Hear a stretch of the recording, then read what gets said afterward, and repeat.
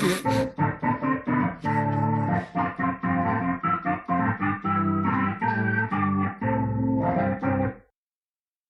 right, you got the extended version because the gardeners are here. Welcome back to another edition of Jim Cornette's Drive Thru. Hello again, friends. It's me. The gardening friends decided now's the time for spring cleanup. It's one of those days. It's one of those moods. I'm your host, the great Brian Last. We have lots to talk about. We're going to preview WrestleMania, which no one cares about this year. This whole show is just starting off wrong. Here he is, the leader of the cult of Cornette, the man who will be a ray of happiness today, Mr. Jim Cornette. If this is starting wrong, I don't want to be right. Oh, my God. Ladies and gentlemen, boys and girls, children of all ages, Brian Last has a porcupine up his ass today. He is being bombarded with bad news, bad luck, and bad intentions from all sides. And that's the organ solo recital, whatever you might, perpetration. That was one of the versions of the extended cut, for the record. Well, yeah, it started off like a fucking funeral dirge, and I was thinking, my God, he's playing himself into the great beyond, and then you tried to pick it up in the middle, and then it got kind of Inagata-Davida-ish, and then it got perky at the end. But here we are, and your goddamn garden, they're not gardeners. They're not planting flowers and putting fucking fertilizer around your begonias and your petunias and things of that. They're picking up sticks and they're going to cut the fucking grass. I think you are dignifying their position and or being derogatory to the gardeners that study the Farmer's Almanac, Brian, and they get down, they put their hands in the dirt and the soil, and they plant the seeds that grow toward the sun with the rain to bloom as the flowers that bloom in the spring. These guys are just cutting the grass and picking up sticks. Yeah, they should consult the Farmer's Almanac like WWE said they did for WrestleMania 9. I don't know if it'll rain. Let's get the Farmer's Almanac. What? Well, we'll get to that. We'll hopefully review that. We're in the fucking desert. What are the chances? But, you know, there's all kinds of stuff here. We might as well be honest with the people, Brian. We're going to get through this together. I feel like my weather guy, Mark Weinberg, on a tornado warning. Folks, the next few weeks, we're going to get through this together. Man, we got a big, go ahead. You know who I've heard say that recently a few times? Stephen Pinu. He says that literally when he's deposing people and they get rattled. Don't worry, we'll get through this together. It's the funniest thing. But anyway, back to you. Well, back to me, Mark, for the weather. No, we're going to get through this together because it's a big weekend coming up, or a big week coming up, or a big multi-day-like structure coming up where there's wrestling every goddamn day. Multiple, if you're one of the people who are younger and have more of a tolerance for that type of thing, there's multiple events going on that you could either go to live, or you can watch on TV, or you can buy on pay-per-view, or you can stream from the golden streaming services. Have you ever read that book? The Golden Rivers by I.P. Freely? Was that a Dell book? It was a Dell book. It was, he went out with Sam. Oh. But anyway, and the viewers and the listeners are going, what the fuck? The WrestleMania is coming up. There's all the promotions that piggyback off of WrestleMania. There's the Hall of Fame. There's the Raw after WrestleMania. There's the SmackDown before WrestleMania. There's the what other things are there before and after WrestleMania? I don't know what you already said. Hall of Fame. There's an NXT that I don't think we're going to watch just because of the time. Jesus. And AEW is still going to meanwhile be trying to eke out their offerings that they normally do in some fashion. Oh, do they have Collision Saturday? No, isn't this the one where they moved it up? They moved it up. Moved it up. But so what we're going to do, folks, is today here on the program. Dark Side, 2 episodes of Dark Side this week and next week. Yeah. This week and next week. Yeah. Well, that's what I was going to say is we're going to talk about today on the program a few of the things leading up to that. And then on the experience, this coming within the next couple of days, we're going to try to get the AEW Dynamite offering out of the way and speculate and pontificate on the dark side. And then, boy, we're going to have a supersized couple of shows over the following days after that with night 1, night 2, Hall of Fame, my nervous breakdown. But we're all going to get through it together, folks. We're going to get through this together. Don't worry. That's right. Yes. Holding hands, walking across the. All right. Anyway, it's your program today.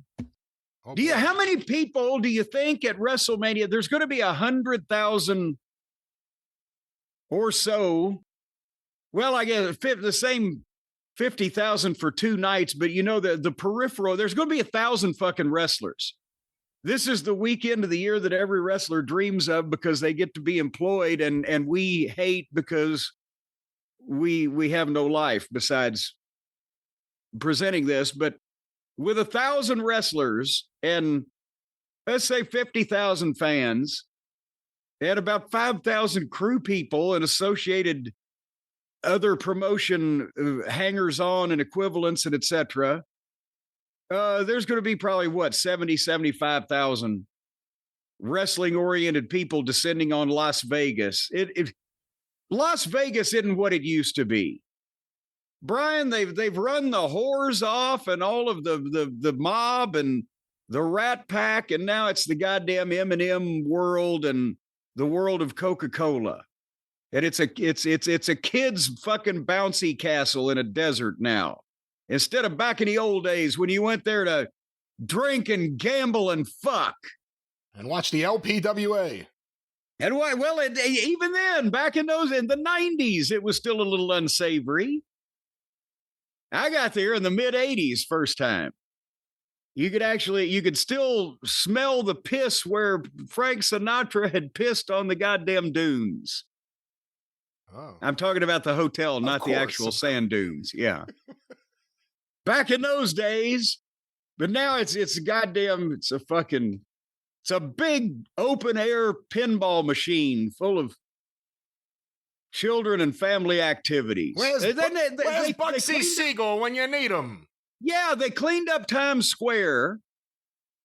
And they've cleaned up Las Vegas. Where do you go to have a good filthy time anymore? Philadelphia. Well, that's true. But boy, no one's cleaning that up. I was about to say there's some aspect of taking the word filthy too far. But to all of our friends in Philly, you loved us first, me and the Midnight, so we'll always have a bond there. But Jesus Christ, there's a fucking odor. It smells like a man eating Fremunda cheese in the septic tank of a slaughterhouse in some places downtown. So what I was going to say was, with all the many people there for WrestleMania in Las Vegas, how many people, Brian, do you think are going to be wearing the new CornyDriveThru t-shirts or just the Corny shirt?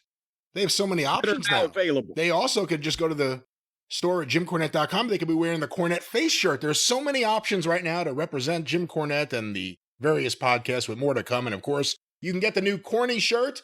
You can get the Drive Thru official shirts. There are 2 different options right now. Go to ArcadianVanguard.com. Go to YouTube. It's our store. It is attached to our page. And of course, every video has the links to the shirts. And of course, go directly to the shop app. Our friends at Shopify, they power us. They can power you. And we're on the shop app. Just go there and look for Jim Cornette or Arcadian. A lot of power there. And of course, you mentioned earlier, you can go to JimCornette.com, where the first Saturday in May, Saturday, May the 3rd at noon Eastern, it's Derby Day, but it is also the debut of the May Mayhem sale at JimCornette.com from Cornette's Collectibles. Corny's Vault sale. I told you about it the other day, Brian. We were doing the program.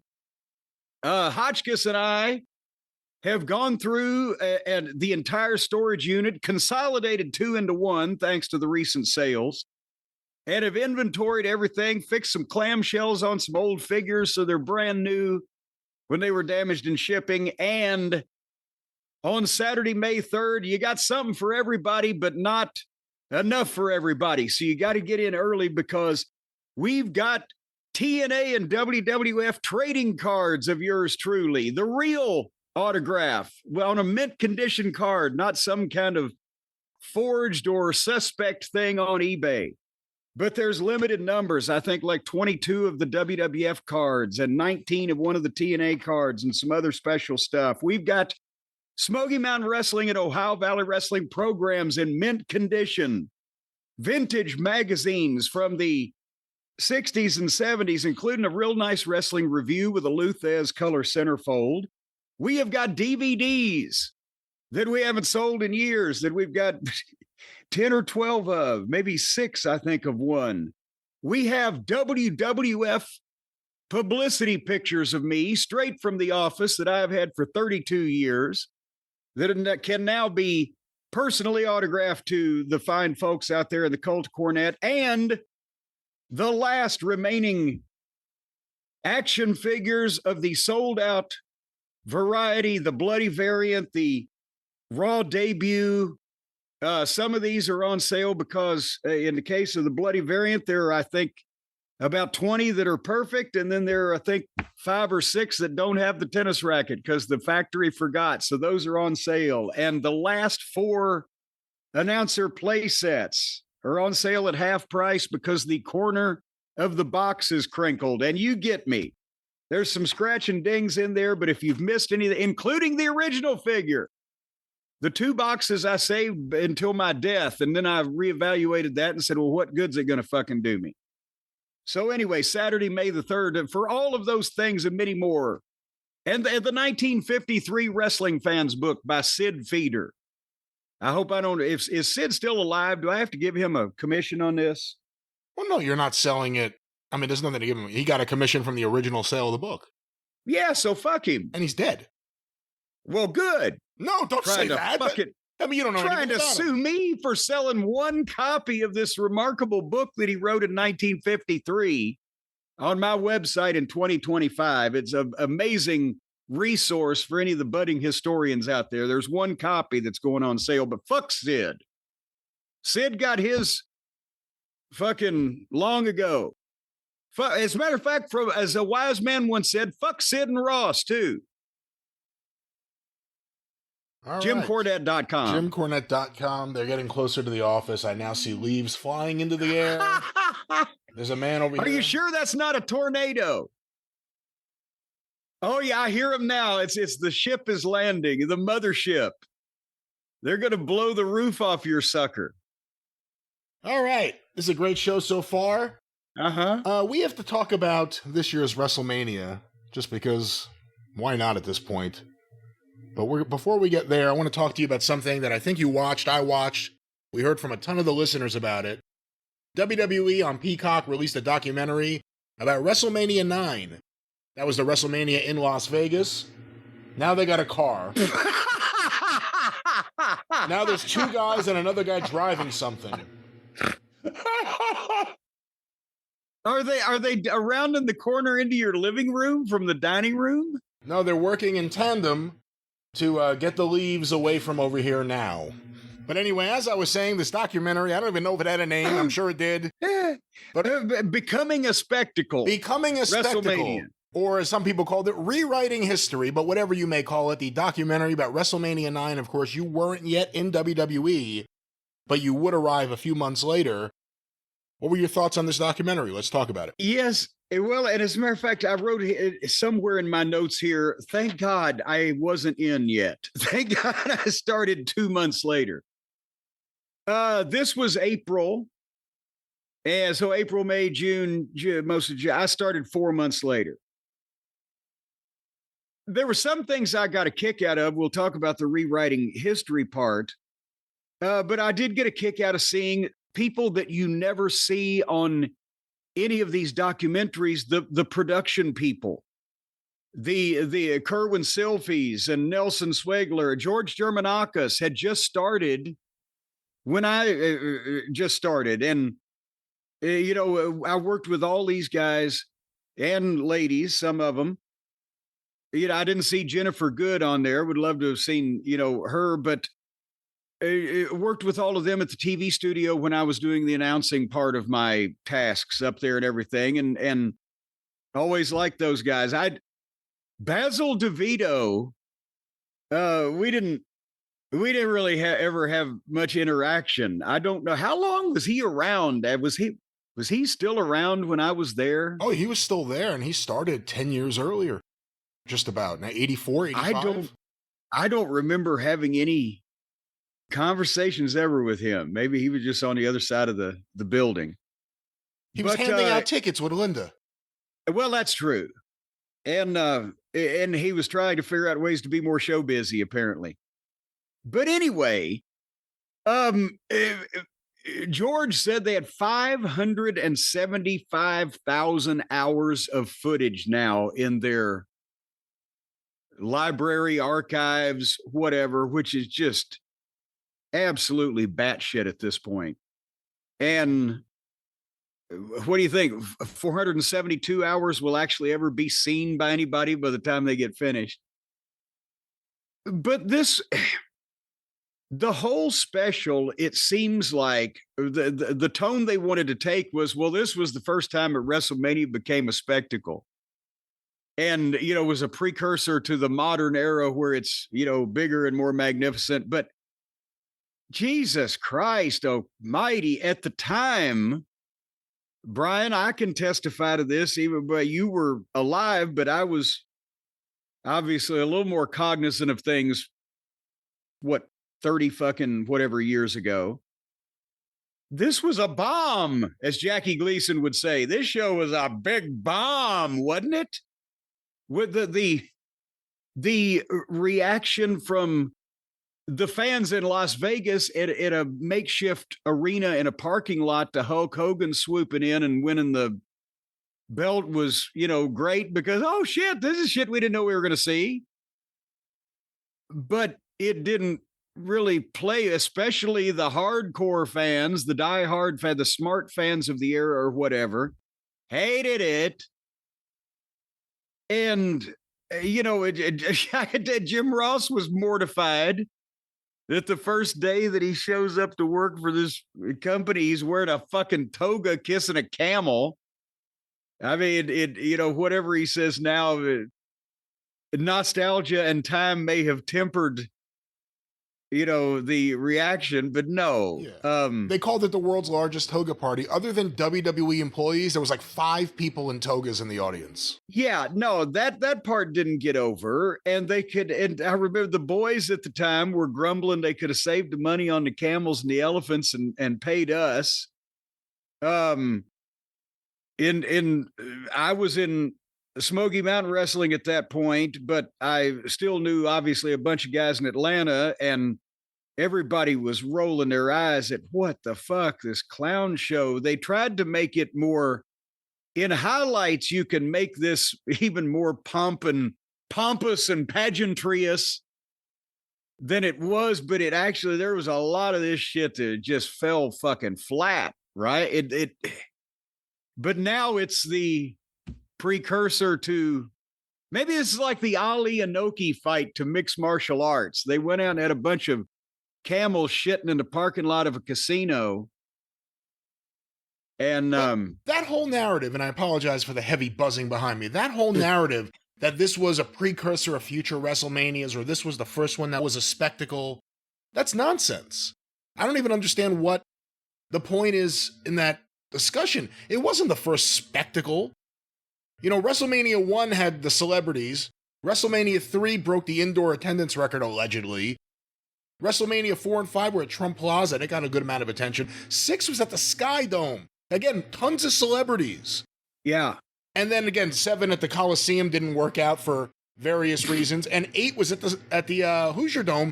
It looked incredible on TV, so I don't understand. I think it's a false narrative that they tried to do to have some reason to present this documentary. Well, and also the daggum, it was a spectacle even at WrestleMania 2, which, didn't critically get a lot of acclaim, but it was a spectacle. The fact that they had football players involved in the Battle Royal and they were in 3 different locations and blah, blah, blah. But Caesar's Palace leaned into spectacle, as in Mama Cornette used to say, they made a spectacle out of themselves. It was just over the top goofiness because and Vince panicked, as he would later on with WrestleMania 13, and went back to what he knew, because they made the point, and this is why Brett's bone of contention. They had gotten away from the Hulk Hogan era. Hulk had said, well, in the early 90s, Vince didn't believe in the character, so I decided it was time to take a step back.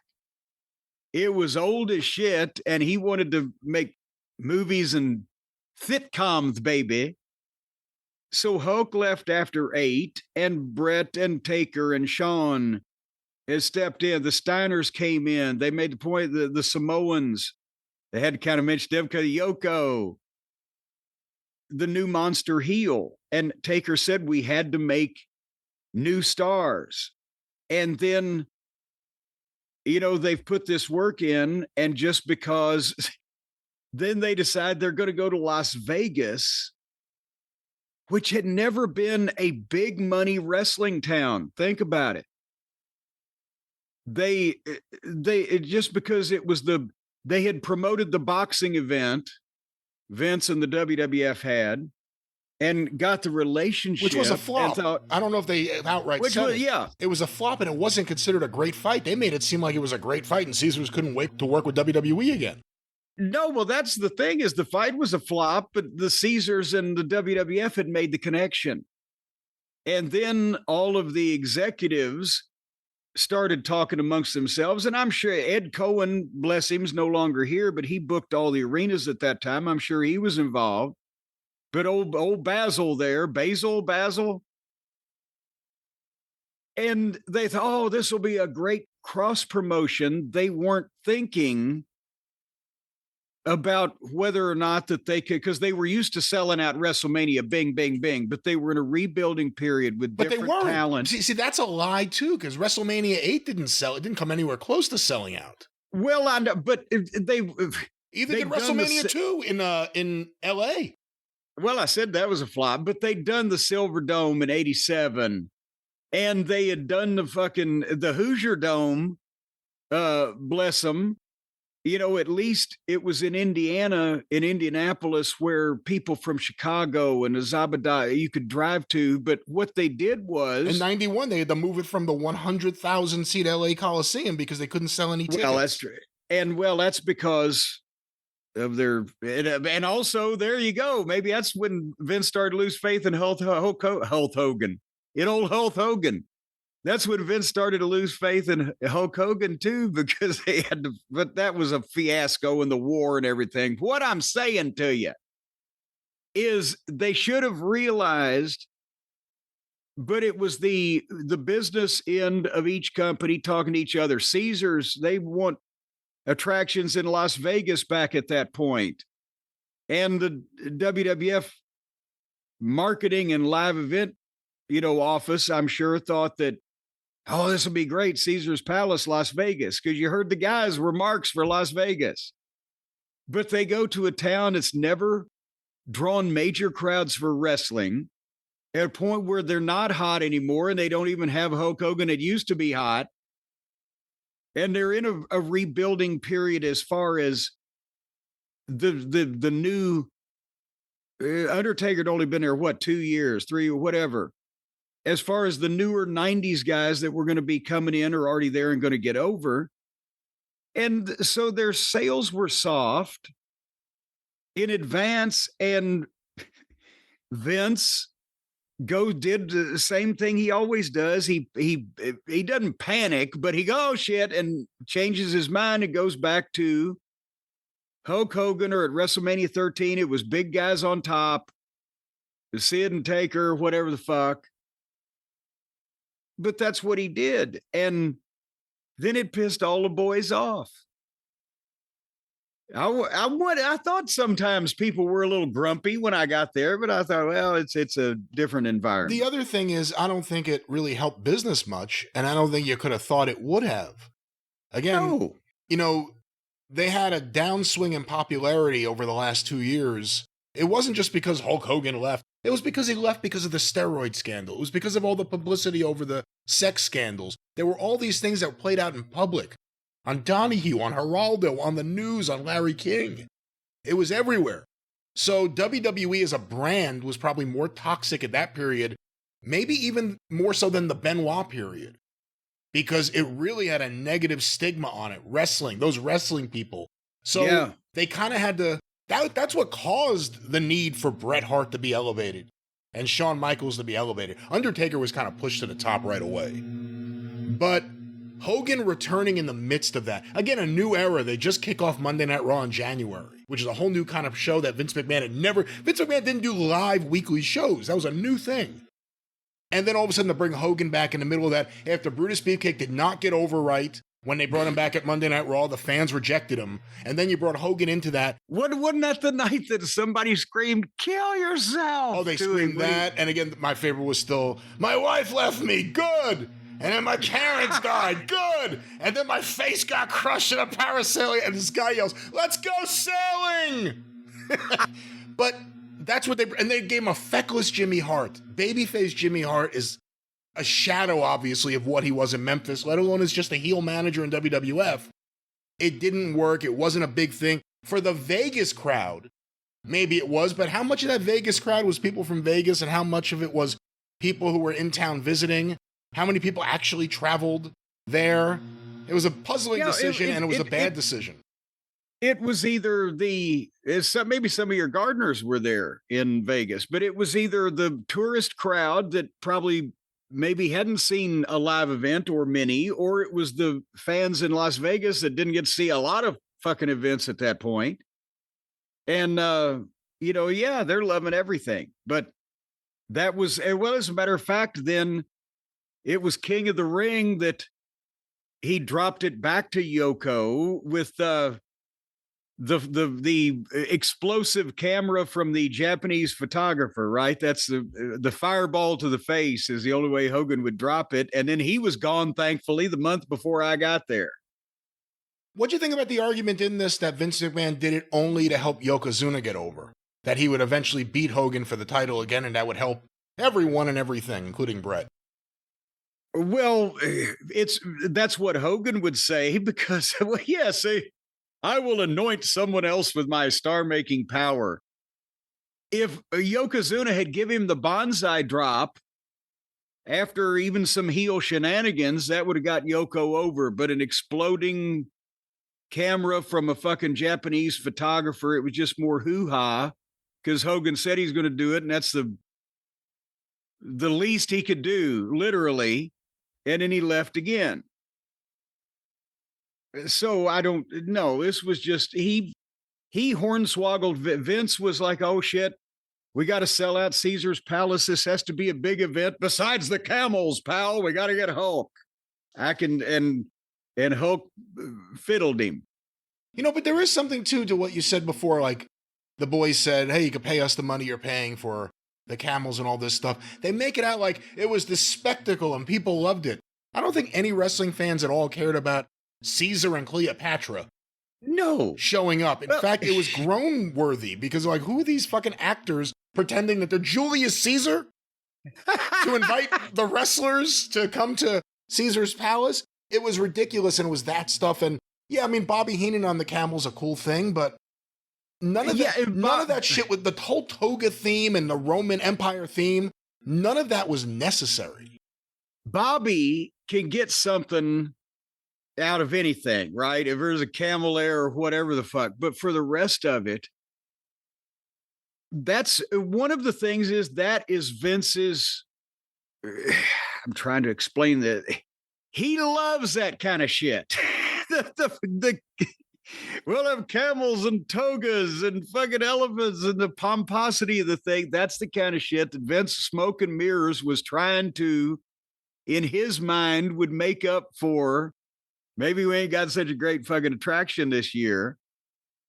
And it's hard to explain why he likes this kind of shit, but he does. But the point is, no, at the time, the wrestling fans didn't particularly give a shit. And the other companies were rolling their eyes at the fucking fakery and phoniness of this. And the boys in the WWF, even though now they remember it somewhat fondly, I remember a lot of them from that era were going, yeah, they could pay the fucking camels. They can't, it was just ridiculous. But now they all look back on it like everybody was so happy to be in Las Vegas. These are still international goddamn star wrestlers. Why were they so happy to get a few days in Las Vegas? If I went to Las Vegas in that era, I would, for fun, I would go without having to fucking wrestle in the middle of it. Because I figured anywhere you went and still had to wrestle somewhere in the middle of it, it wasn't all that fucking fun. But they're acting like, oh my God, we got to go to, Valhalla for 3 days. And they just all seemed happy in hindsight about how they were in Las Vegas, possibly because this was the company authorized documentary they were being asked to speak on. Yeah, I think so. Lots of Vince McMahon in the documentary. Certain people didn't mention him. Bruce Prichard just called it WWE when obviously referring to Vince McMahon, but Basil DeVito would talk about Vince. They couldn't get around that. And watching the footage, you could see why. It was Vince's baby. That's the reason all these things that were unnecessary were there. Vince wanted them. But not one, I didn't see one image of, and obviously he wasn't mentioned, Kevin Dunn. That's what I was going to bring up, is that he was there. He was definitely there. But I was fascinated by the backstage footage of Vince producing, where he's telling people, what to do and the motions and the whole things. That's classic Vince. You'd see that for hours every TV day. And the stuff with Basil DeVito and his books where he explained, they had the map, how to scale the prices for the seating for the building and stuff like that. That was fascinating. And all the other stuff behind the scenes with the production people, Kevin Dunn's face not fucking once. And if they could even show a man publicly accused of shitting on a person's head, but they won't show Kevin Dunn, where does that leave their relationship? But anyway, that's the thing, is that the new talent, they made mention that they debuted. They had Lex Luger, but he was debuted as Vince wanted him to be the narcissist, which had been modified from Narcissus, like he was going to be a Greek gladiator in love with himself. And Bobby Heenan couldn't fucking pronounce narcissist, so he got narcississus anyway. But that they did that, poor Lex, for a while until he became Lex Luger. And then they had also debuted our friend Jorge, Giant Gonzalez, and Bruce was still defending this. And even Taker had to say it was ridiculous. But the poor fella, he wasn't ever going to fucking get over, but he was a very tall man. You don't think they could have done more with him just by changing the outfit alone? No, because we tried before that. He was the nicest guy in the world, but he not only didn't get it, but physically, see, he had played basketball in Argentina, and then the Hawks, the Atlanta Hawks, had signed him because he's 7'7", really, or whatever he was. And they brought him over, and that's when Turner owned WCW. And they quickly figured out that he was 7'7", but he couldn't fucking play in that environment. And so since they already owned him, let's make him a wrestler. And I walked into CNN Center to one of the booking meetings one day with Jim Ross. And in the lobby, there's this fucking giant. He's sitting in the lobby chairs. He's so tall, his knees are up above his head as he's sitting in this fucking chair with his feet flat on the floor. And he said, "There's our new giant." I was, Jesus Christ. But he just couldn't. Well, you saw some of the highlights that they were able to show. And it was anyway. But nevertheless, so Brett had thought, and everybody thought, that he was heading to WrestleMania with Yoko, the main event, title match, whatever. But then they bring Hogan back, and he gets the tag team double main event, Hogan and Beefcake with Dibiase and Rotunda, because they trusted them not to hurt anybody. Because what is the odds that both of those guys were going to have fucking damaged faces when they get in the ring? But, Taker alluded to, well, we were trying to make new stars and they were bringing the past back. And Brett said Vince even told him, don't worry, you'll have nothing to do with Hulk. And of course, Hulk's statements were, he's so insufferable in that he's saying something nice about someone in words, while the meaning and the context and the inflection is all about how great he was to do whatever he did for them. You know what I mean? The ultimate backhanded compliments and the insufferableness of his smug. Well, of course, it was all me behind everything. But that was. I liked this thing as they were building up to the show. I will make the point. I like this thing to look at the backstage, setup stuff of the people that I knew, and I hadn't thought of that person in a while. I got a tickle out of it because the guys didn't used to have cameras in the back like that, and they showed all the shots of everybody saying, "This is for what? What's this for?" And I guess, this is where the major rehearsals started for this type of thing, and I can understand in wrestling rehearsing entrances, especially when they're on television, so that you know where you're going and you don't fucking go the wrong way and the camera can shoot you. But I didn't know it would ever come to actually they just go out in the building and rehearse a fucking match. That still kind of galls me, but we have to do it these days. But then they got to the day of the show. Before we start on that, Brian, did I miss anything in the preamble and the build up to this thing? I mean, they went over the different stars they were trying to make, and, again, everyone has different comments they make that may not necessarily be true, but sometimes it's just what they feel about how they were used or anything. And then, Sam Roberts seems like a nice guy in these things, but he doesn't really know history or... Yeah. When you say, I will fight anyone if they say that Doink versus Crush wasn't well booked. Listen. Oh, I know. I made a note of that. I made a note. Hold on. He said it. It's okay to be a fan. Where did the story had been told immaculately between Doink and Crush. Yeah. Again, it's okay to be a fan. It's okay to be a fan that does work with WWE, so you're never going to say anything to disappoint them, but he didn't really know history. And again, they had other people like Natalya and Kofi Kingston that were making comments that just, sometimes they have modern stars for no reason. They're not really adding anything to the discussion. And I thought that was the case here. What do you think of Bruce showing Pat Patterson's book? Well, no, that was his book. No, what he said it was Pat Patterson's. No, hold on. Well, I'll bet you $5, but go back. And he said, Pat Patterson and I had, this is the Bible. Pat Patterson and I had these books because that's the same kind of book I've got. It just started later. That was what everybody on the creative team had to have. It was the same kind of book as Vince. It was laid out the same way as Vince. You ordered your book and your pencils through Beth Zaza, Vince's secretary. So he insisted everybody use the same fucking pencils because he liked the way that they erased without smudging too bad. He erased a lot.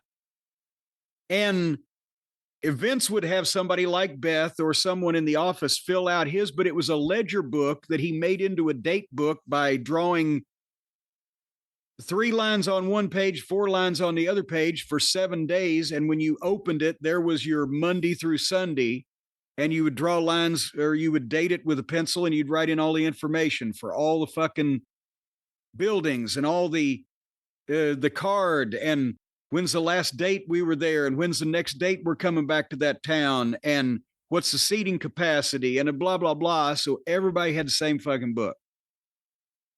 So that was Bruce's, but Pat would have one identical and Vince obviously would have one identical to that. It was your different handwriting as to what the difference was. And again, like we said before, and we'll continue to say, the narrative is questionable. The actual facts being said may not be facts, but I think the highlight of this thing was the backstage footage. Just seeing that and all those people in that time, you wanted more of that. You wanted to see more of Randy Savage interacting with Linda McMahon. Like that I wanted more of. But, you know, they obviously have to... I don't know if he wanted any more of it, but... Well, she was all over this thing and you barely saw her. You know, Linda was very involved in all this stuff, and obviously these cameras were all over the place. But for all the footage they shot, we really didn't see that much, all things considered. But that's, you know, when they got to showtime, as they say, or show day, they'd done the rehearsals all day, but Hogan showed up with Beefcake, I guess, and Jimmy Hart. They showed them walking in 2 hours before showtime. And Hogan's got the glasses on, but this is the famous black eye day.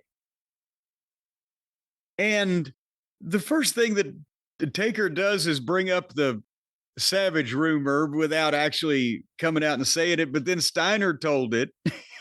And then apparently they showed Hogan what Steiner said on the fucking laptop, and Hogan was like, well, if that's the way he wants to tell it, or what was his comment? If that's the way he wants to tell it, that's fine. He said he made it sound like that's what Randy told him or something. Okay. The way he phrased it at one point was kind of like, well, maybe that's what he heard from Randy. That's what Randy said. Yeah. But that's what a lot of people have heard. I mean, you've talked about it in the past here on the show. That's the story you heard when you got there a few months later, right? Yes. And well, of course, Bruce told the jet ski story is what I heard. And Hogan told the jet ski story and Brutus backed him up on it. But basically he walks in with a giant black eye and stitches. And the story was that's when apparently Savage and Elizabeth had been having issues. And because Elizabeth was good friends with Linda Hogan, that Liz had gone to stay at their house and Hogan didn't tell Savage where she was or some drama to that effect. And Savage punched him. And Savage was making fucking thinly veiled allusions to it on commentary on the show. Yeah. Which they played here. Yeah. So, and by the way, knowing what we know now about Hulk Hogan, let alone Linda Hogan, you could understand why he was concerned at that point that his wife, who, you know, whether right or wrong, had been with him like 24 hours a day and when not with him, locked away. All of a sudden, she's with them. It wasn't just like she's with people who are trying to help her. She's with nuts. yeah. She's with a nut woman and a guy who will lie to anyone about anything. You could understand why Savage was upset. The jet ski story, how does that work? Well, how much does a jet ski weigh that it hit him in the face and he just had a neatly placed black eye? Well, that's the fucking other thing is the story he tells is that he fucking hits a fucking wave and he gets thrown up in the air and flips over the jet ski and he tries to tuck, but the jet ski lands on his face and he's got, now the injury doesn't look too bad. It's a hell of a punch, but to be whacked with a flying jet ski, it's still only a black eye and a cut on the eyebrow. So, and also with him and Beefcake both, why don't they stay out of the water? They can't stay out of the water. So, and Beefcake backs up Hogan's story. For the record, Beefcake well, of course he does. I don't even know if they get along anymore. That's why, and I don't know when this was filmed. And Jimmy Hart does, but he wasn't there. They just called him up and said, "Jimmy, here's what's going on," and he panicked. Yes, well, then that sounds about right for Jimmy. Oh God! What do you God, think? baby. What do you think in your gut really happened?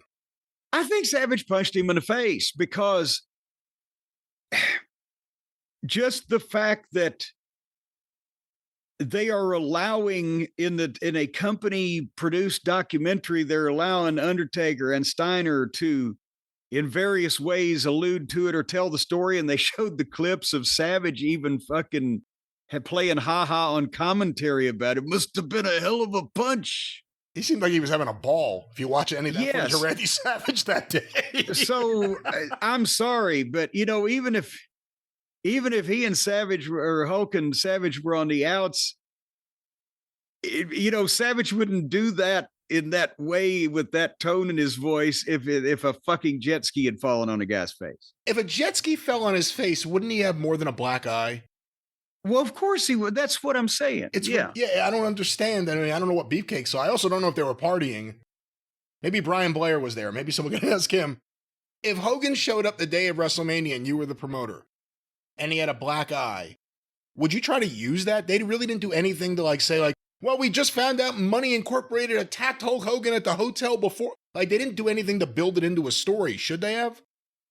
Well, see, maybe that might have been a thought, except if Hogan came to WrestleMania 2 hours, he's got a fucking black eye and stitches, right? This is not a goddamn torn ACL, a fucking neck that needs surgery, a goddamn career-ending injury. You can fucking have a match with Dibiase and Rotunda. Obviously, they said, we knew to not stay away from his face. But if he came in 2 hours beforehand with his emotional support group, he was probably giving Vince some shit already about the whole thing. And I'm sure that part of this led into the goddamn finish they did that night, probably. But no, it's not like that he was ever in danger of not being allowed to or not being able to work. And the story he said where he fooled the fucking commission doctor. Yeah, we shot an angle doctor, fake stitch. A doctor knows what stitches look like. The athletic commission doctor saw a fucking wrestler with some stitches in his eyebrow and a black eye and took his blood pressure and passed him to goddamn wrestle. And by the way, if that's the story he was telling the commission doctor, again, why wouldn't he say, the heels were wrestling attacked me? Why would he out of nowhere go, the Macho Man hit me, we're going to do something together? Yeah, we're going to do something together. Yeah, so, yeah. And also, the doctor wasn't fooled. The doctor didn't need to be fooled because the athletic commission, they take your blood pressure and make sure you're breathing. As long as you have a license that has been paid for and your blood pressure is not over the moon and you're obviously ambulatory, every athletic commission doctor I've ever seen would say, pass, friend. Yeah, with all due respect to the Nevada State Athletic Commission, I'm sure Caesar's Palace said, you're going to pass Hulk Hogan, right? Yeah. Caesar's Palace, Caesar and Cleopatra, who wants to upset them? So, and the guy who owns Caesar's Palace literally was saying, I want a Hogan title win. Or when is Hogan going to win the title? He was expecting it months in advance. Yeah, there were some clues there that, and I think Hogan smelled that. Poor advance. Probably the fucking Caesar's Palace guys on Vince about, what about Hulk? And Hulk can say, oh, hey, Vince, you're going to Vegas. It all came together perfectly. But anyway, they had the tag match, and was that Beefcake's last match in the WWF? I thought he was there after that, but he made that comment. Is he can't remember? I can't remember if he went on the European tour. It may have been his last match. Remember, right around that time, well, you wouldn't know this. They showed the photo of it, a Hasbro figure for Brutus Beefcake, and they cut it from the line. They replaced it with another Tatanka, I believe. So, I mean, it's sad the barber got cut. They quickly made a change to the barber, but it wasn't working. Brutus, for all of his deficiencies in the ring that people may point out, he was super over in 88 and 89 and 90. And then he got hurt. And, he never was able to recapture any of that feeling from the fan base ever again. And this whole thing with him and Hogan it felt out of place. And Hogan also, they didn't even point it out here. Hogan wasn't half his size, but he was a lot smaller here than he had ever been on WWF television. Well, because he had gotten smaller to try to do real movies, right? That's what The Rock did that. Why was it that for years, all the agents would tell the guys that got into the movies almost specifically because they looked like that to not look like that? Because unless you're The Rock, where are you going to get all these action roles? Even Cena is slimmed down now. I don't know if Cena just wants action roles. I think a lot of these guys want to break away from. The Rock still wants to break away from that. He did try to. When he first went to Hollywood, remember he was in the, what was the sequel to Get Shorty? Oh, I forget the name of it now. He was in the sequel to Get Shorty. He played a gay character, because that was a big deal at the time. But he was really slim. If you look at The Rock in like 2002 to 2004, when he was still making wrestling appearances and acting, he wasn't very big. Naturally he's a big guy, but he wasn't very defined or cut. For him in terms of the range of his life. Yeah. So, I mean, now he has been able to make the fact that he's the gigantic Dwayne Johnson into his selling point. That wasn't the case then. He was trying to establish himself. But why can't a great dramatic actor also be 277 pounds and twisted steel and sex appeal? I don't know. Depends on the role, I guess. Like, Nanny with muscles or whatever roles Hogan had. Mr. Nanny. No, Mr. Nanny and Santa with muscles. Santa with muscles. Or Santa with Nanny. And boy, that was a stag film that went around on 8mm back in the 50s.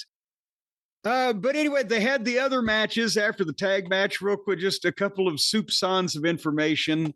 Curt Hennig went blank in the match with Luger, and Lex had to lead it. And did you catch? Lex said Curt may have been over-caffeinated. Well, like when he also said he thought he was ribbing him at first. Funny joke here at WrestleMania. Call the match Lex. That's a funny joke. What are we doing? Bret Hart said that happened with Davey Boy at SummerSlam in '92, which is Davey Boy's greatest day as a wrestler, I would assume, here at Wembley Stadium, right here at Wembley Stadium, in front of like the biggest paid audience in WWF history at that time. Wins that bout. Bret said he went blank. Is that something you witnessed a lot in wrestling? Just guys not knowing what to do? I mean, I guess the way you plan out matches and call spots is very different, and this is kind of that point where things really started changing, but just the inability to do anything you thought you were going to do? Well, no, because see, there was always something to blank out on, even if it was the finish, right? That's the big thing is suddenly, that was, guys would have dreams. The wrestler's dream where you're in a locker room somewhere and the bell is ringing, or in later years, your music is playing when that became a thing, and you're naked, or you got your trunks on, but you don't have your boots on. Or mine was, I can't find my racket, or you don't know the finish. And I mean, every wrestler back then would have dreams. They were going to the ring. They don't know the fucking finish. And for some reason, all this stuff's proceeding. And you're like, what are we doing? Davey, I can believe. Davey, there was, I'm sure, a lot of nervousness and, pressure that day or whatever. And Davey would go blank every now and then. But Owen or Brett or somebody was around. Bobby Eaton went blank one time on Mid-South Television in the middle of the finish against Junkyard Dog and Hacksaw Duggan. And it was a 4-way, and the referee was on the other side. And I think Duggan punched Bobby, and Bobby staggered. He punched him again, and Bobby staggered. He punched him again, and Bobby staggered toward me. He said, Corny, where are we? I said, ass bump. And he turned around and fucking swung at Duggan, and Duggan ducked it and ass bumped him. He couldn't it was like, you go blank. But I'm not sure that, so, with Kurt's case here, it may have had to do with being over-caffeinated in Las Vegas. Over-caffeinated? Is that what we're calling? Over-caffeinated? That's what we're calling. That's what Lex called it, and that's what I'm sticking with. Kurt was over-caffeinated in Las Vegas, and he said, oh, what are we doing? Is that a rib that you've heard people do? I mean, on the other side of it, Lex thought it was a rib at first. Is that something guys have done? Well, every once in a while, just for a minute, not necessarily. I mean, it's been done. Yes, everything's been done, but it wasn't prevalent. Who was it?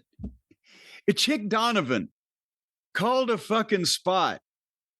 A guy grabbed him in a headlock, and as he was shooting the guy off, he said, one tackle, drop down, you finish it, and then shot him off.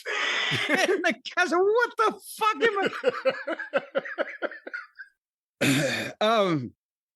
But anyway, yeah, so all those things can happen. But every once in a while, people go blank through natural or artificial means. And then Undertaker said to him and Giant Gonzalez, the stare down was the highlight.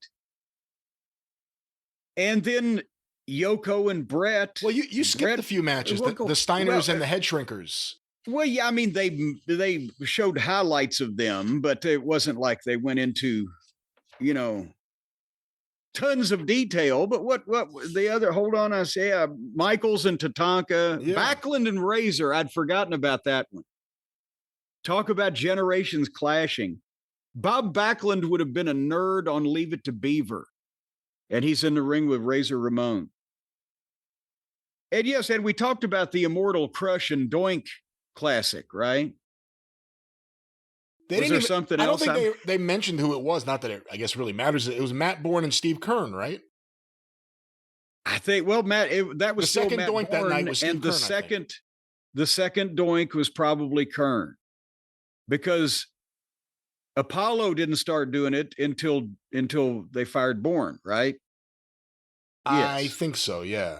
Yeah. And Kern was already Skinner. It was already on contract. But anyhow, there was Brett and Yoko. Brett wanted Yoko to have the best match of his career. He said Yoko blew up, which I can believe, especially out in the sun. And they went home early. That's why it took a while for Fuji. Remember when you saw that thing? You're like, what the fuck? How long is he going to be in that deal before Fuji throws the salt? And then Yoko beat him 1, 2, 3. And then Hogan came in and stooged it off. And in what they pointed out at this point made no sense, Fuji challenged Hulk. The champion who just won the title challenged the other guy to have another match, and Yoko was blown up.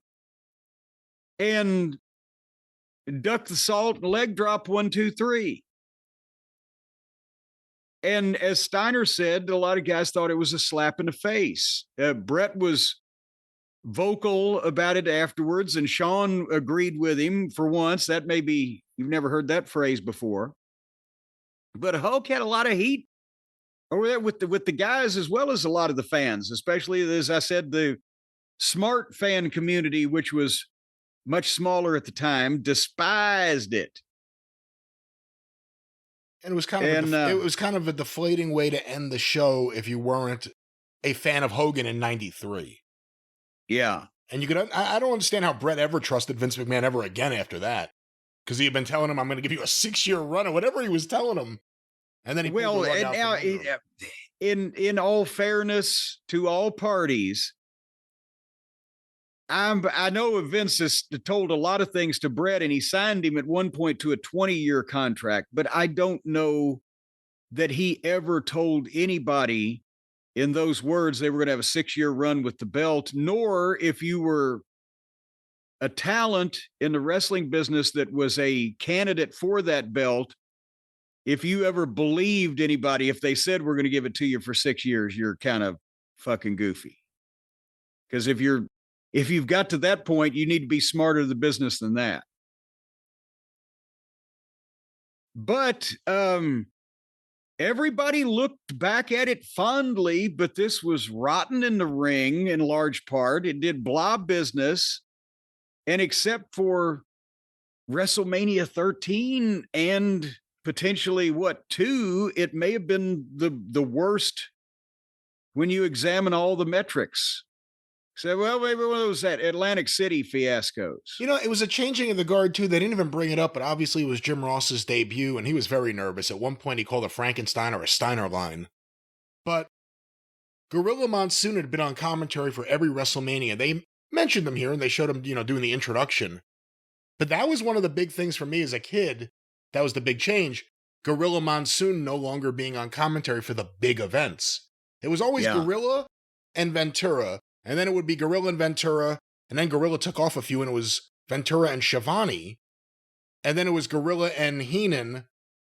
And, it was a different era now. Gorilla Monsoon was no longer going to be one of the featured commentators. He had been there at WrestleMania 8, him and Heenan, and now he was no longer doing it. But think about this. The fact that Jim Ross prided himself on being from the real sports announcer school of wrestling, a la Gordon Soley, where and JR had been already done NFL games in Atlanta for the Falcons, and he had been involved with other real sports casting, jobs.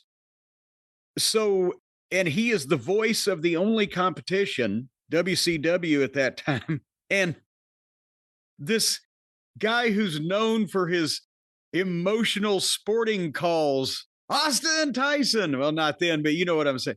Down goes Frazier. He goes to the other company, and his first night in, they're in the parking lot of Caesar's Palace wearing togas. it was just, you can tell how he, I felt bad for him when I saw it. I'm sure yes, as I said, he was mortified, and I'm sure he thought, my God, this isn't going to work. And for a while it didn't for the first few years, but that was it just, but Nick Khan got his first wrestling experience there, apparently. Yeah, the last as few an minutes usher at the show. The last few minutes of this documentary turned into the let's kiss Nick Khan's ass part of the documentary. Yeah, imagine that, the American dream. He was an usher at the show, and now he owns the whole goddamn thing. With Jim Ross, it makes you wonder how different things may have turned out, or how different his comfort level would have been if when he came in, they put him on Raw instead of just the syndicated show. Yeah. Vince McMahon kept doing Raw, and that became the main show. If Jim Ross had come in a year earlier, maybe he would have been on, maybe he still would have had Superstars, and Vince would have taken himself off that. But Vince McMahon was the lead commentator on the main show, not Jim Ross. Well, and that's the thing, is that it was still 4 more years, almost, but no, a little over 4 more years before Vince would drop the facade and pull himself back as the lead announcer. But at the same point, I'll tell you what, working with Vince was easy, because he liked to get things done. He didn't dick around. But JR and I, if we had to do voiceovers on a program, we could literally do it live to tape, and it would take 45 minutes because we weren't voicing over the fucking commercial breaks, right? Whereas with anybody else that I worked with there, whether it was, Michael Cole was just starting out, but the times with Shane or anybody else, it was laborious, to say the least. And I think that Vince should have let JR run with that a little bit, but Vince suffered from the Watts syndrome, in that he knew that he could sell his product and the guys that he was envisioning better than anybody else. And so therefore he was going to do it. Well, there it is, a review of the WrestleMania 9 documentary. What was the name of it again? Becoming a Spectacle. Becoming a Spectacle, or making a spectacle out of yourself. Although not historically accurate at times, a fun documentary worth checking out on Peacock. And they're still out there, even though I just sent a terse series of texts to my head gardener. Yeah, the head gardener. Jim. Yes. Why don't we review WrestleMania 41, which is coming up this weekend as we are recording. We have a tentative lineup here, card subject to change, of course. But let's talk about night 1, April 19th. For the Tag Team Championship, the War Raiders, Eric and Ivar, versus the New Day, Kofi and Xavier. Oh, boy. I guess we've got to be honest and even about this thing, or fair, balanced, whatever they say. As bad as we say that the tag team situation is in AEW, this is where we are over here too. Poor tag teams in general just can't flourish in today's environment. I like the Vikings, since they made them more serious. Those guys are big and they can work. We just saw that falter all for so long, and I'm not really interested. In the New Day, we've been sick of for a while. They turned heel and they changed their outfits, and I thought they were going to stop wearing the fluorescent and everything. And then they went right back to that. Are we allowed to say that we don't care? It's interesting. They really kind of, I don't know, dropped the ball is the right term, and it feels like a lot this WrestleMania season has been bungled or drawn out for so long that it doesn't matter anymore. But the New Day did that hot angle, that amazing thing with them and Big E, where they kicked them out. And it kind of never went anywhere that direction again. I know they're still heels, and I know they yell at fans, and they're mean. But there was the chance, like, if they had followed up the next week with something big, something could have happened, but it just... With somebody on top, not another one of the interchangeable 4 tag teams that they rotate. Well, Jim, another match here, night one. Rey Mysterio versus El Grande Americano. Oh, again, we had such hopes. Remember, Gable was going to be a serious sumbitch for about 3 weeks there. Yeah, I mean, it's going to be an excellently performed contest because Ray is Ray and Gable's a great athlete, but it's just silliness and the mask and the whole 9 yards with him and did he and what's the fat guy's name? Otis. Did he and Otis ever actually have a fight? See, that's the sad thing. I think they may have on Raw. I mean, they pushed each other, but I don't know if they've ever actually wrestled. I don't remember a pay-per-view build to Otis has broken free of the chains of slavery and is now going to exact his revenge upon his tormentor, Chad Gable. No, they each just kind of moved on in a different direction, but they would still interact every now and then and have feelings, but they all just kind of went their own way with their own little groups.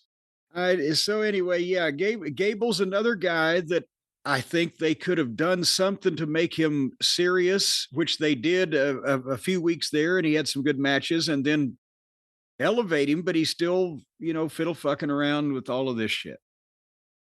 Our next match, Jim, I'm sort of intrigued by this. Jade Cargill versus Naomi. Ooh, are the Flying Burrito Brothers the special referees?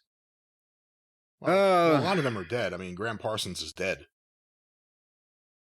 Well, the crowd may be for this one too. No, I mean, I'm sure they will rehearse something that will be wonderful and hopefully brief. Let's put it that way. Does it surprise you they have Jade Cargill in a singles match? And obviously it's part of a feud with someone who, Naomi's not necessarily considered a seasoned, well, she's been around a while. How do I put this? Not necessarily someone to lead a wonderful match. Ring general. Yeah. Wonderful ring general. You would think they've tried to hide Jade's weaknesses in tag matches and it's worked.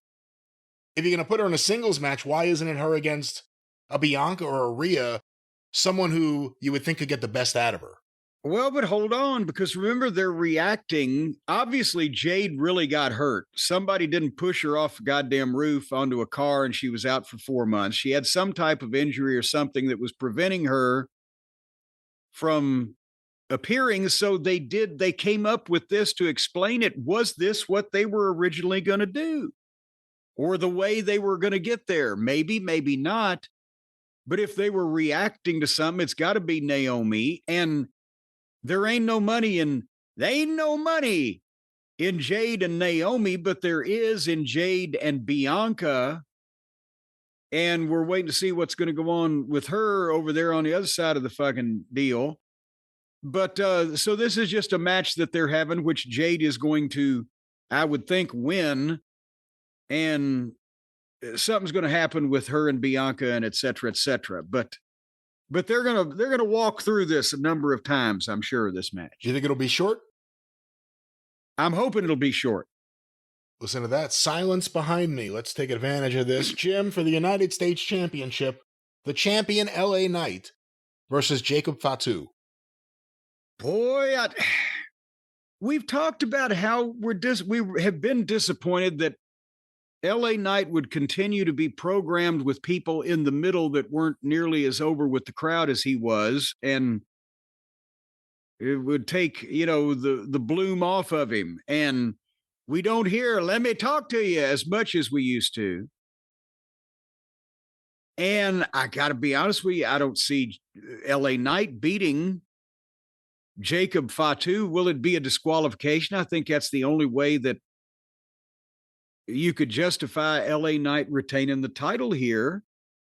But why would you book this and then just do a DQ on WrestleMania like it's a TV match when you don't have to? So we'll see what happens. Possibly something happens to further Fatu's animosity with some of the other members of his extended family.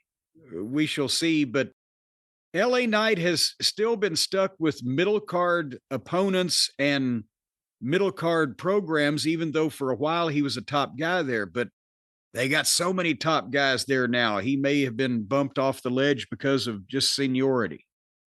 And it doesn't look like Solo or Tama are booked on anything so far on WrestleMania, so maybe that would be the match they got to be involved in something at the show. Jim, the next match? Maybe they'll be ushers. Worked out well for Nick Khan. The next match, Jim, one that they have successfully got me interested in. For the WWE Women's Championship, the champion Tiffany Stratton versus Charlotte Flair. I want to see what this is going to be now. Well, yeah. And is it going to break down into a shoot? Are we going to see a good old-fashioned shooting match here? I would imagine it's WrestleMania. It's a big stage. The world is watching, as they used to say. So I would imagine both young ladies are going to be on their best behavior and try to coexist with each other in a professional manner. But there's always the chance that something could go sideways and tempers could flare because I see what I did there. Woo! Yeah. Woo! Especially if the Egyptian comes down the aisle. And then, things are always going fine until the Egyptian shows up. But I think I gotta give this one to Tiffany. I bet you is who's going to win. I think so too.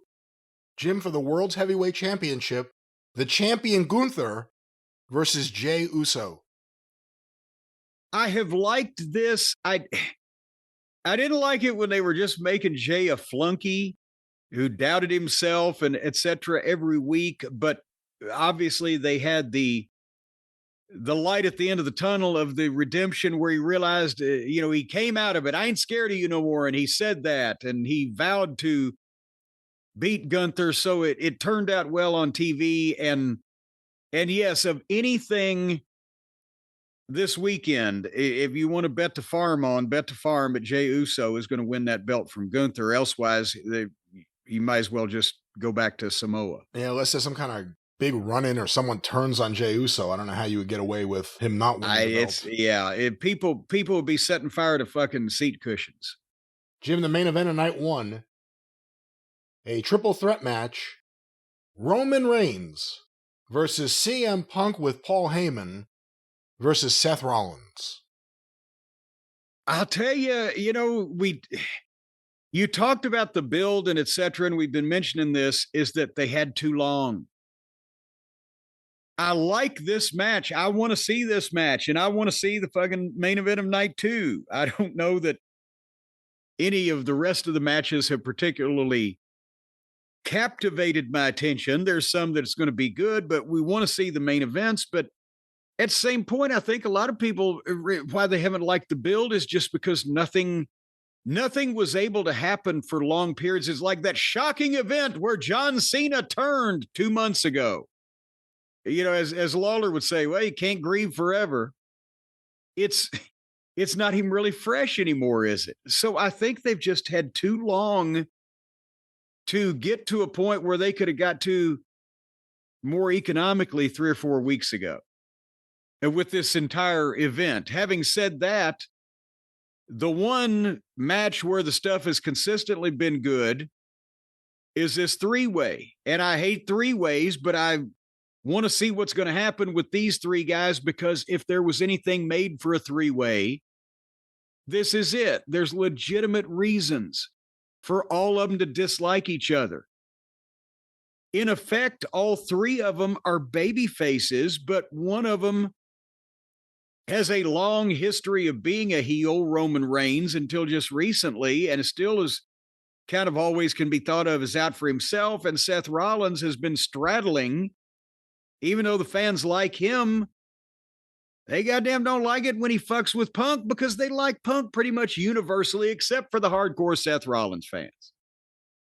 And the fact that they're all three of the 5 best promos and then throw Heyman in there, 4 of the 5 best, maybe. It's interesting, and we don't know what's going to happen and which twists and turns are these things going to take? And especially when Paulie walks CM Punk down the aisle and gives him away as a blushing bride. This is a bigger main event than the world title match. I think this is the star match of WrestleMania. I think Rollins is going to go over.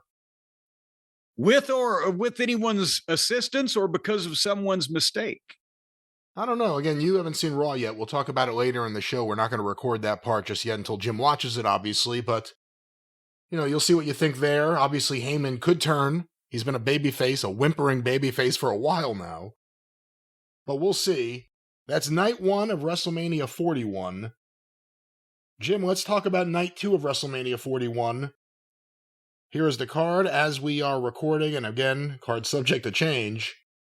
For the WWE Women's Tag Team Championship, Liv Morgan and Raquel Rodriguez, the champions, versus Bayley and Lyra Valkyria. Well, tell 'em, Hawk. It's a shame when there's actually a bigger star in the women's tag team title match than there is in the men's tag team title match from the previous night. Liv Morgan's in there.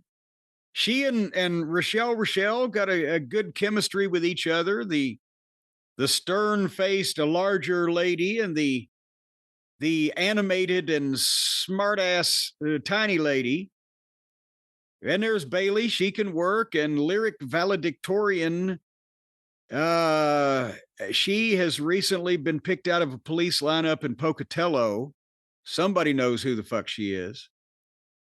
But I'm going with Liv Morgan and Rochelle winning that match because of the fact that Liv Morgan is a fucking star.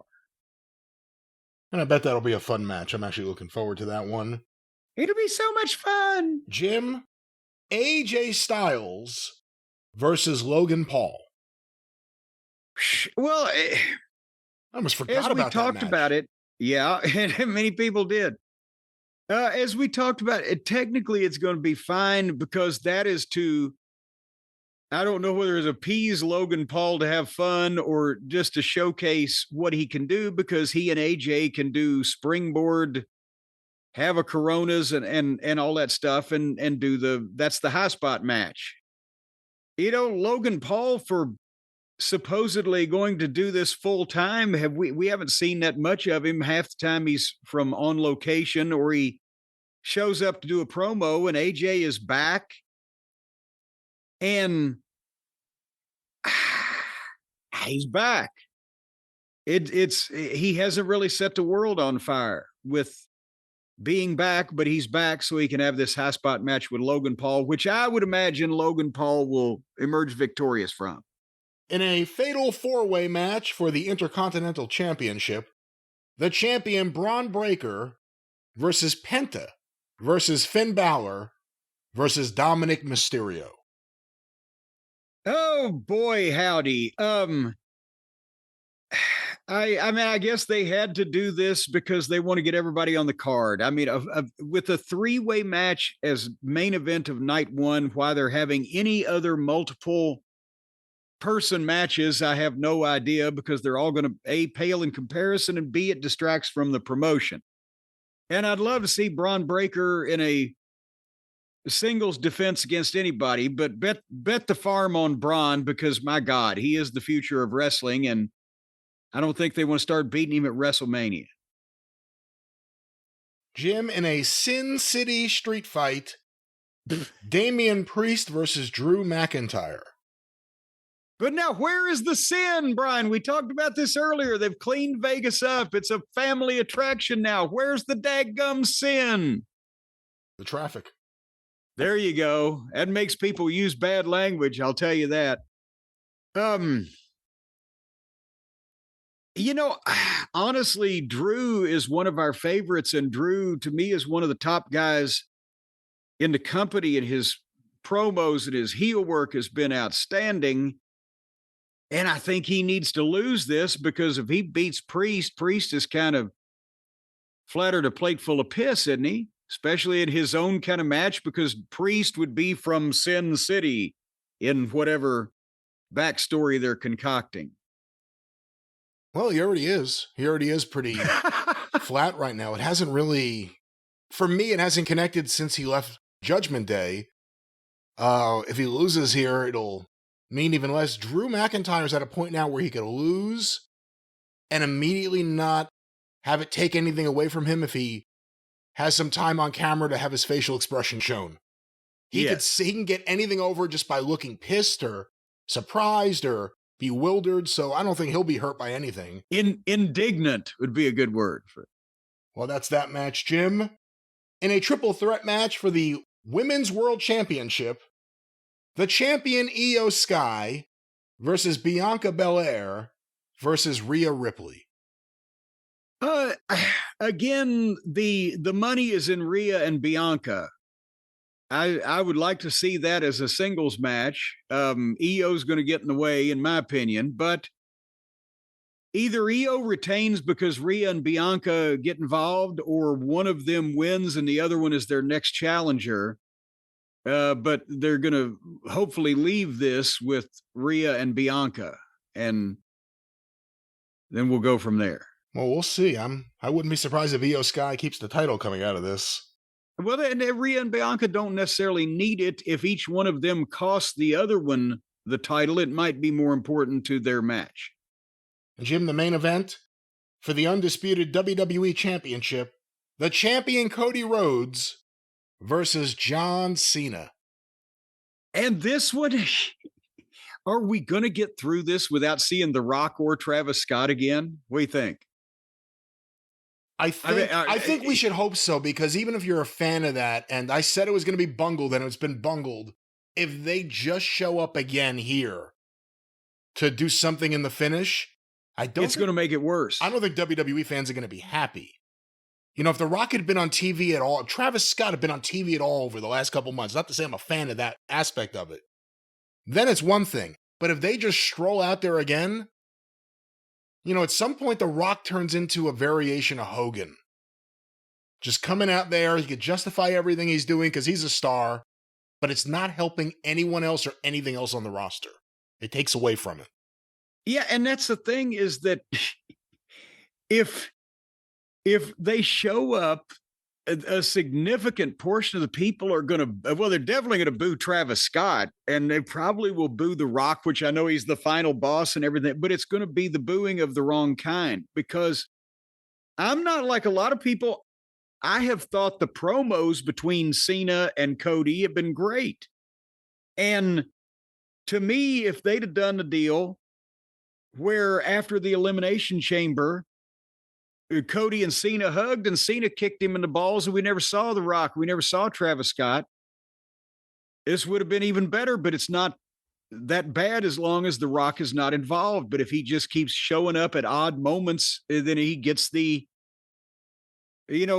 fans' opinion of, oh, this fucking guy just sticks himself in everything like they've already got. So if we can get, but is it because was he spurned when he had all these ideas and people don't want to hear him again? And now he's just left and gone away and he's not going to come back? Or is he going to come back because he has to, he feels, and get in the way of shit again? What kind of situation have they got themselves in where the biggest star in the business that they're the biggest company in has made himself unwelcome to much of the fan base with his tampering with goddamn state's evidence? Well, that's WrestleMania night 2. And one question for you before we move on. What do you think about where WWE is right now? Obviously, as a business, they're making more money than ever before. And they just had a red-hot European tour. Shows domestically may not be selling out as quickly or in some cases at all like they used to a year ago, a year and a half ago. But things are still really hot. Their stars are really big stars. But my interest has completely died in a lot of this stuff. And obviously, WrestleMania being 2 extra weeks of build this year, not even talking about the problem of running it on Easter Sunday, which is kind of crazy if you think about it. But the extra weeks of build, I don't think helped. I think it hurt. Nothing really seems red hot going into Mania. And I know a lot of people with The Rock and Travis Scott on the Cena turn thing said, look, you see, it all ties in. It all makes sense. The Rock said that. See, this has all been our plan. If the plan was for The Rock and Travis Scott to show up and cause the Cena turn and then never appear on the TV again until WrestleMania. That's a again, I said that was a problem. The TV and the angles don't seem to be connecting as well as they did as the Bloodline stuff was all coming together a year ago, a little more than a year ago. It feels like, I don't know. Again, they're still hot. I'm not saying like, they're going to lose their business, but it feels like it's cooling down a bit for a number of reasons. What do you think? Well, yes, it is. And, part of it is just you can't be hot, continuously red hot and, rev the motor until it finally it's going to blow up at some point. But they're still, as you said, doing great numbers with everything. I think what they need to watch out for, besides creative, they are not only charging high ticket prices, but they're selling people a lot of shit. The point is, how much money do people fucking have? And is there a breaking point, especially with the United States firmly in the grip of a criminal lunatic that has no idea what he's fucking doing, and the stock market is going up and down, and people aren't certain about the future? Can they keep expecting their fans to have this level of not only time engagement, but financial engagement before some of these numbers start going down, no matter how good the creative is? And then if they come up with some good shit, more of Cena and, surprises and thrills and spills for the summertime, the creative probably okay for a while because the stars are over. But, how much can they expect to continue to engage this many people this rapidly on a time and or financial basis? Do you feel me, Brian? I do. And, hot things don't stay hot forever, although it seems almost like a forced cool down in a lot of ways. It feels like a lot of things that didn't get a chance to play out fully, and maybe they still will. Heyman's famous for saying we're only in the third inning. But the Bloodline doesn't mean shit right now. Roman Reigns, he just shows up every now and then, although he's been around a lot more for WrestleMania season. Major star, but he doesn't feel as big as he did. Punk's kind of exactly where he was. Rollins, same thing, if not slightly elevated. Drew is, but Drew's not really involved in anything anyone's excited about. Priest hasn't broken away.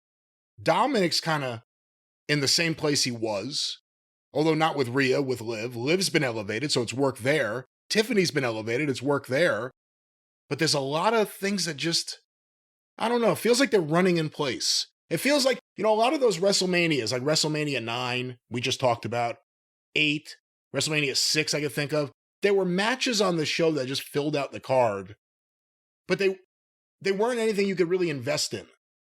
Tito Santana versus the Barbarian wasn't a feud. It was just two guys that won squash matches being put in a match on a pay-per-view.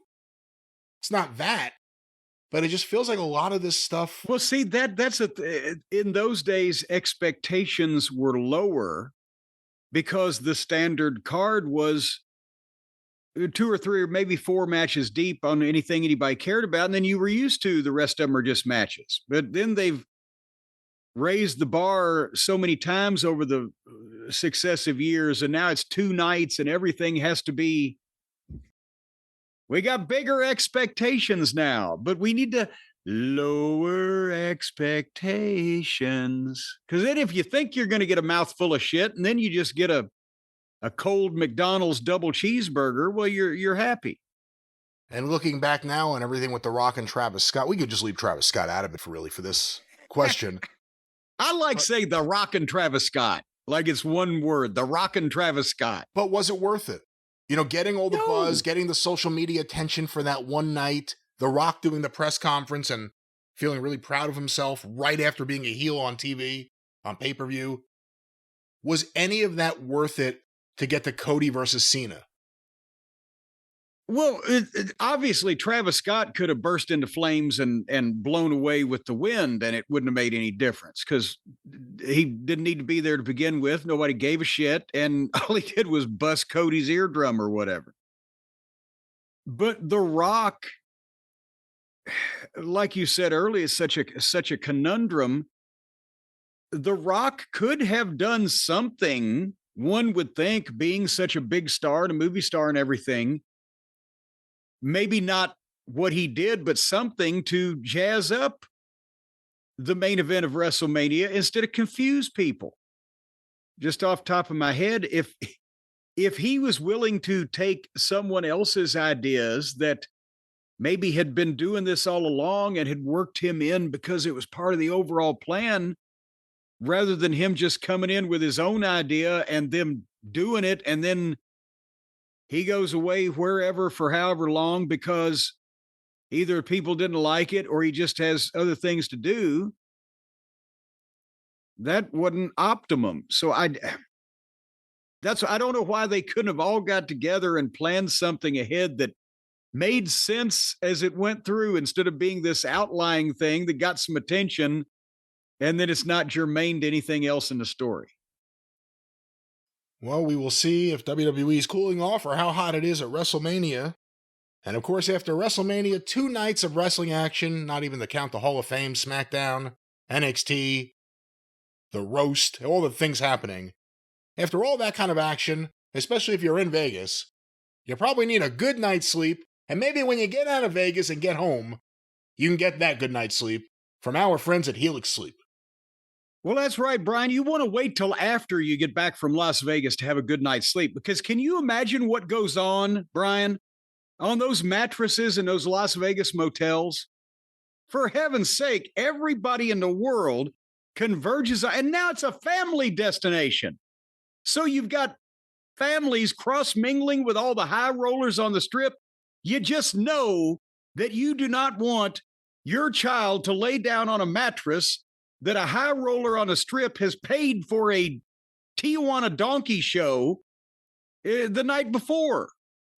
You want to have your kids laying down on clean mattresses, like from Helix Sleep, that makes mattresses especially for kids. There's not even room for a donkey. You got to get a Shetland pony. Have you had the Shetland pony mattress yet, Brian? Now, again, they don't have any of these features. I don't know why your mind goes to these places when talking about these things, but Helix Sleep has the finest mattress, whether you like a firm mattress or something a little more loosey-goosey. I don't know exactly the terminology here. I don't sell mattresses. Helix Sleep does, and they do it well because the mattresses are great, and Jim is so excited about the greatness of these mattresses that his mind just gets blown. It goes all these different directions. Right, Jim? Yes, well, I see on the news all the time, a lot of the motels on Route 66, what they do is they throw their mattresses in a dumpster, and then people come along and pick them up and sell them to the unsuspecting consumer. That's an epidemic of this bootleg mattress black market scheme going on around the country. You've got to order. Really? It's an epidemic. You've seen this on the news. It's happening all over the place. You see it on the local news. But you got to sleep on a clean mattress. You got to have your family and your children on mattresses that are not defiled. And that's why Helix Sleep comes in, because not only do they make mattresses for everybody in the family, as you said, the firm sleepers and the soft sleepers and the back pain sleepers and the sleep apnea sleepers and the sleeping too hot sleepers and the snoring sleepers and the little kitties with the Shetland ponies. Helix has a mattress for all of them. And you can save money on it at the same time. No more going to the store where potentially you might buy a reconditioned Route 66 mattress. Now you just go to helixsleep.com, HELIX, sleep.com/JCE. You take the quiz, what kind of mattress you want. They make a bunch of them. They'll pick it out based on your preferences. They will send you said mattress, and you will sleep not only peacefully and not only comfortably, but also cleanly. They've also got the problem with some of these mattresses. If you lay on them too long, they will grow into your skin. And then when you get up, you just rip your back off. That's because of the secret alien fibers that some people cut costs with. Brian, you've seen this on the news also. I don't know anything about that, and I also do know that Helix Sleep has none of that. So why don't we talk about no, they don't, mattresses at Helix Sleep? They don't brook any kind of that foolishness. No, it's going to be competent and clean materials for your mattress. HelixSleep.com/JCE right now. If you go there and do that thing that I said to do, then you're going to get 20% off and 2 free pillows with your mattress order. And well, then how can you have a mattress without pillows? Boom goes the dynamite. They've taken care of it for you. 20% off. You're going to save money. You're going to get free pillows and a mattress that you can let your wife, your husband, your significant other, your children, your pets all sleep on and feel good about it. And they don't use any asbestos or radioactive uranium waste in the making of these mattresses. That's the Helix guarantee. That's right. No radioactive waste. Boom. They come right out and say it on the website, folks. Once again, a great mattress. We have a few of them here in the house. They have them at Castle Cornette. You could have them at whatever house you live in. Helix Sleep. One more time, Jim. We love them. What's that lovable promo code? Yes, you can have them at the House of the Rising Sun if you want. HelixSleep.com/JCE, 20% off, 2 free pillows. Get them while they're hot. Don't go to Vegas. All right. Helix Sleep. Well, Jim, why don't we get some questions here before we wrap up part 1 of our recording here. I was supposed to here today, but it'll be over multiple days. Jim, this question was sent via email, thecornydrivethru@gmail.com, from Jason. He signed it Blessings. Jason. I'm sitting here watching a match with the Heavenly Bodies in it on WWE Vault. This is so random, but did Dr. Tom ever get laid on the road? Nothing against him. I was always a fan of his in-ring work, but goddamn, he looks like my 3rd grade gym teacher, Mrs. Davis, with that ridiculous perm. Mrs. Davis? Now, wait a minute. What did Mrs. Davis do to get drug into this? It was at the end of the question? That was Blessings from Jason. Blessings. Tom was quite an attractive specimen of male manhood in his younger days, and the females of the 80s and the 90s, they loved the big hair. Look at the music videos. The women, the men, the dogs, everybody had big hair. So I don't want to go into multiple details about his romantic encounters, but Tom was considered quite a sex symbol back in the day. What about the hair? Let's talk about the hair. When you would do your promos, did it ever distract you when he was tussling with his hair constantly behind you? No, because that was the thing. A lot of people are like, why is he fiddling with his hair? It was something you remember as something that caught your attention, and he's doing that. And it's kind of like Piper didn't have a big giant head of hair like that, but he would kind of scratch his head every now and then. Dr. Tom would do the same kind of thing where he'd scratch his hair every now and then as he was talking, just to illustrate that he was just all head up. But that was a big deal at the time when they came to him. Brother Bruce came to him with the Body Donna's thing, but you got to cut your hair. He wasn't going to do it. That was the one thing, deal breaker. God damn it, I'll cut my head with a razor blade. I'll take bumps off the top rope. I'll put people over. I'll goddamn whatever, but cut my hair. And he was fucking miserable when he cut his hair. And considering that was a lousy angle for him to cut his hair for, I don't blame him. Was the haircut modeled on Candido or Susan Powder? That's honestly probably more Susan Powder, but because Candido had that hair to begin with, it worked. And for people who are going, who the fuck was she one of Moolah's girls? Susan Powter, Powter, was an exercise guru that had a commercial and or a infomercial on losing weight and exercise. Stop the insanity. Stop the insanity. That was her catchphrase. Yes. Yeah. And she had a burr haircut, that was bleached blonde. which was unusual for women back in the day to make the choice to actually shave their head. Now I see them on TV all the time. They're just bald. As the Bee Gees said, bald-headed woman. Where do you see all these bald-headed women? I don't know where you see them. You see them on TV all the time. Bailey's got half her head shaved. That doesn't count. Well, she's almost all the way there. But anyway, so poor Dr. Tom and Candido had the haircut anyway, but I don't know if Vince McMahon might have thought that he was modeling Susan Powder, because he sure hadn't been watching Smoky Mountain. But yeah, Tom didn't like losing the hair, and especially for the Body Donna's gimmick. That was Jesus. Well, Jim, our next question sent via email to CornyDriveThru@gmail.com is from Dan in Ocean Grove, New Jersey.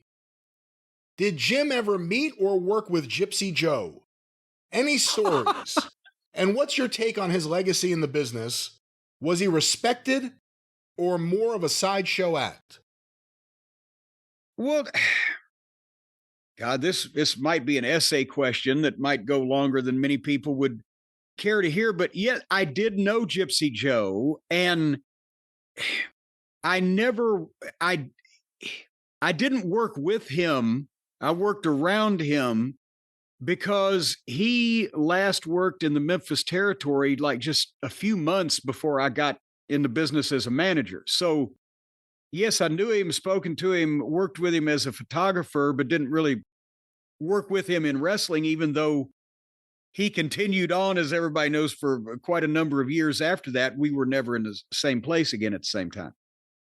Gypsy Joe was considered at the time that in the 60s, 70s, and 80s, he was considered a heck of a worker by the other guys and a heck of a tough guy. And, he didn't have heat with anybody. He was friendly to everybody. But, the tapes in the 70s when he first went over to work for Baba, the Japanese tapes where he would let somebody just hit him over the back with a chair and bend the chair. Nobody else allowed chair shots like that back then. And the bumps that he could take in his younger days and still in his older days. But I mean, he was a guy that would take the backdrop over the top rope and not grab anything and just land on the floor outside somewhere. So he wasn't doing, in the territory days, crazy, baseball bat, barbed wire, garbage independent matches as he did later on, when indies became a thing. And in his older years, he was a heck of a worker that took big bumps and was a tough son of a gun.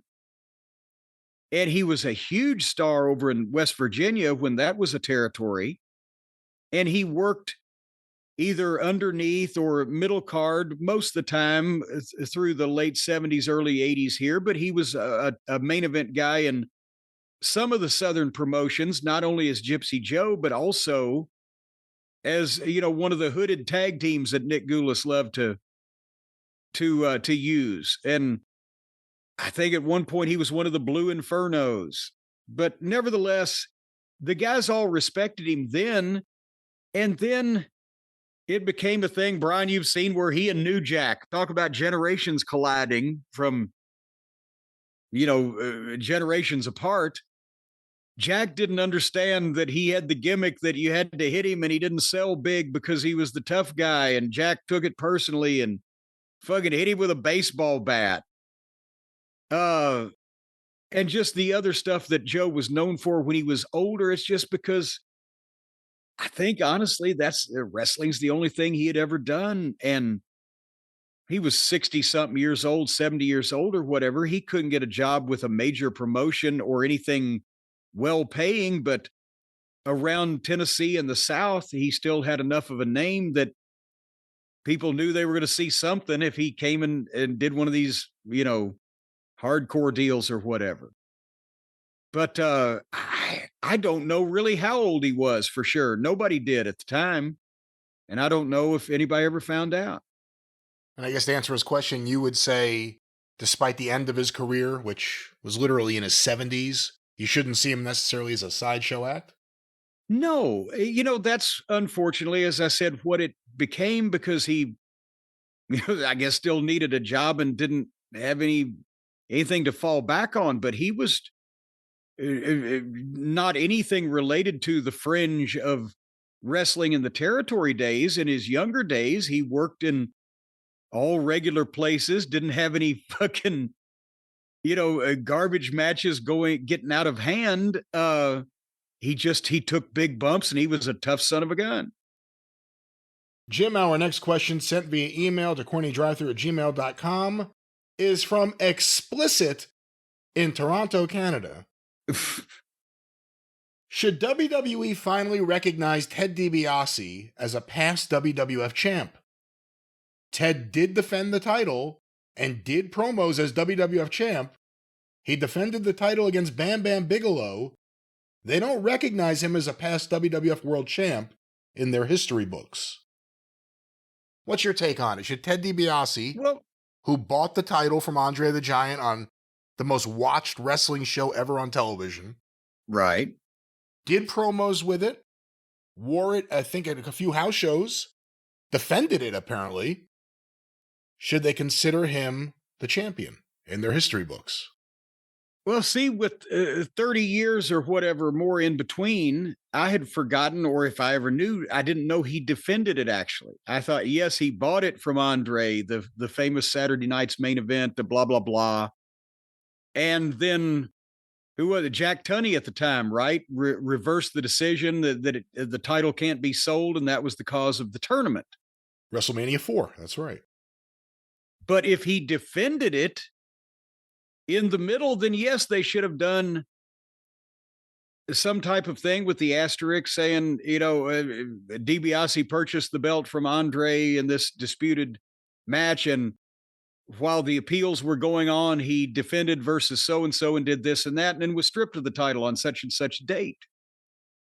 I think that, because it's not like they haven't had any other tomfoolery go on with any of the titles, or the one time they switched it and completely forgot about it and just never showed the fucking match.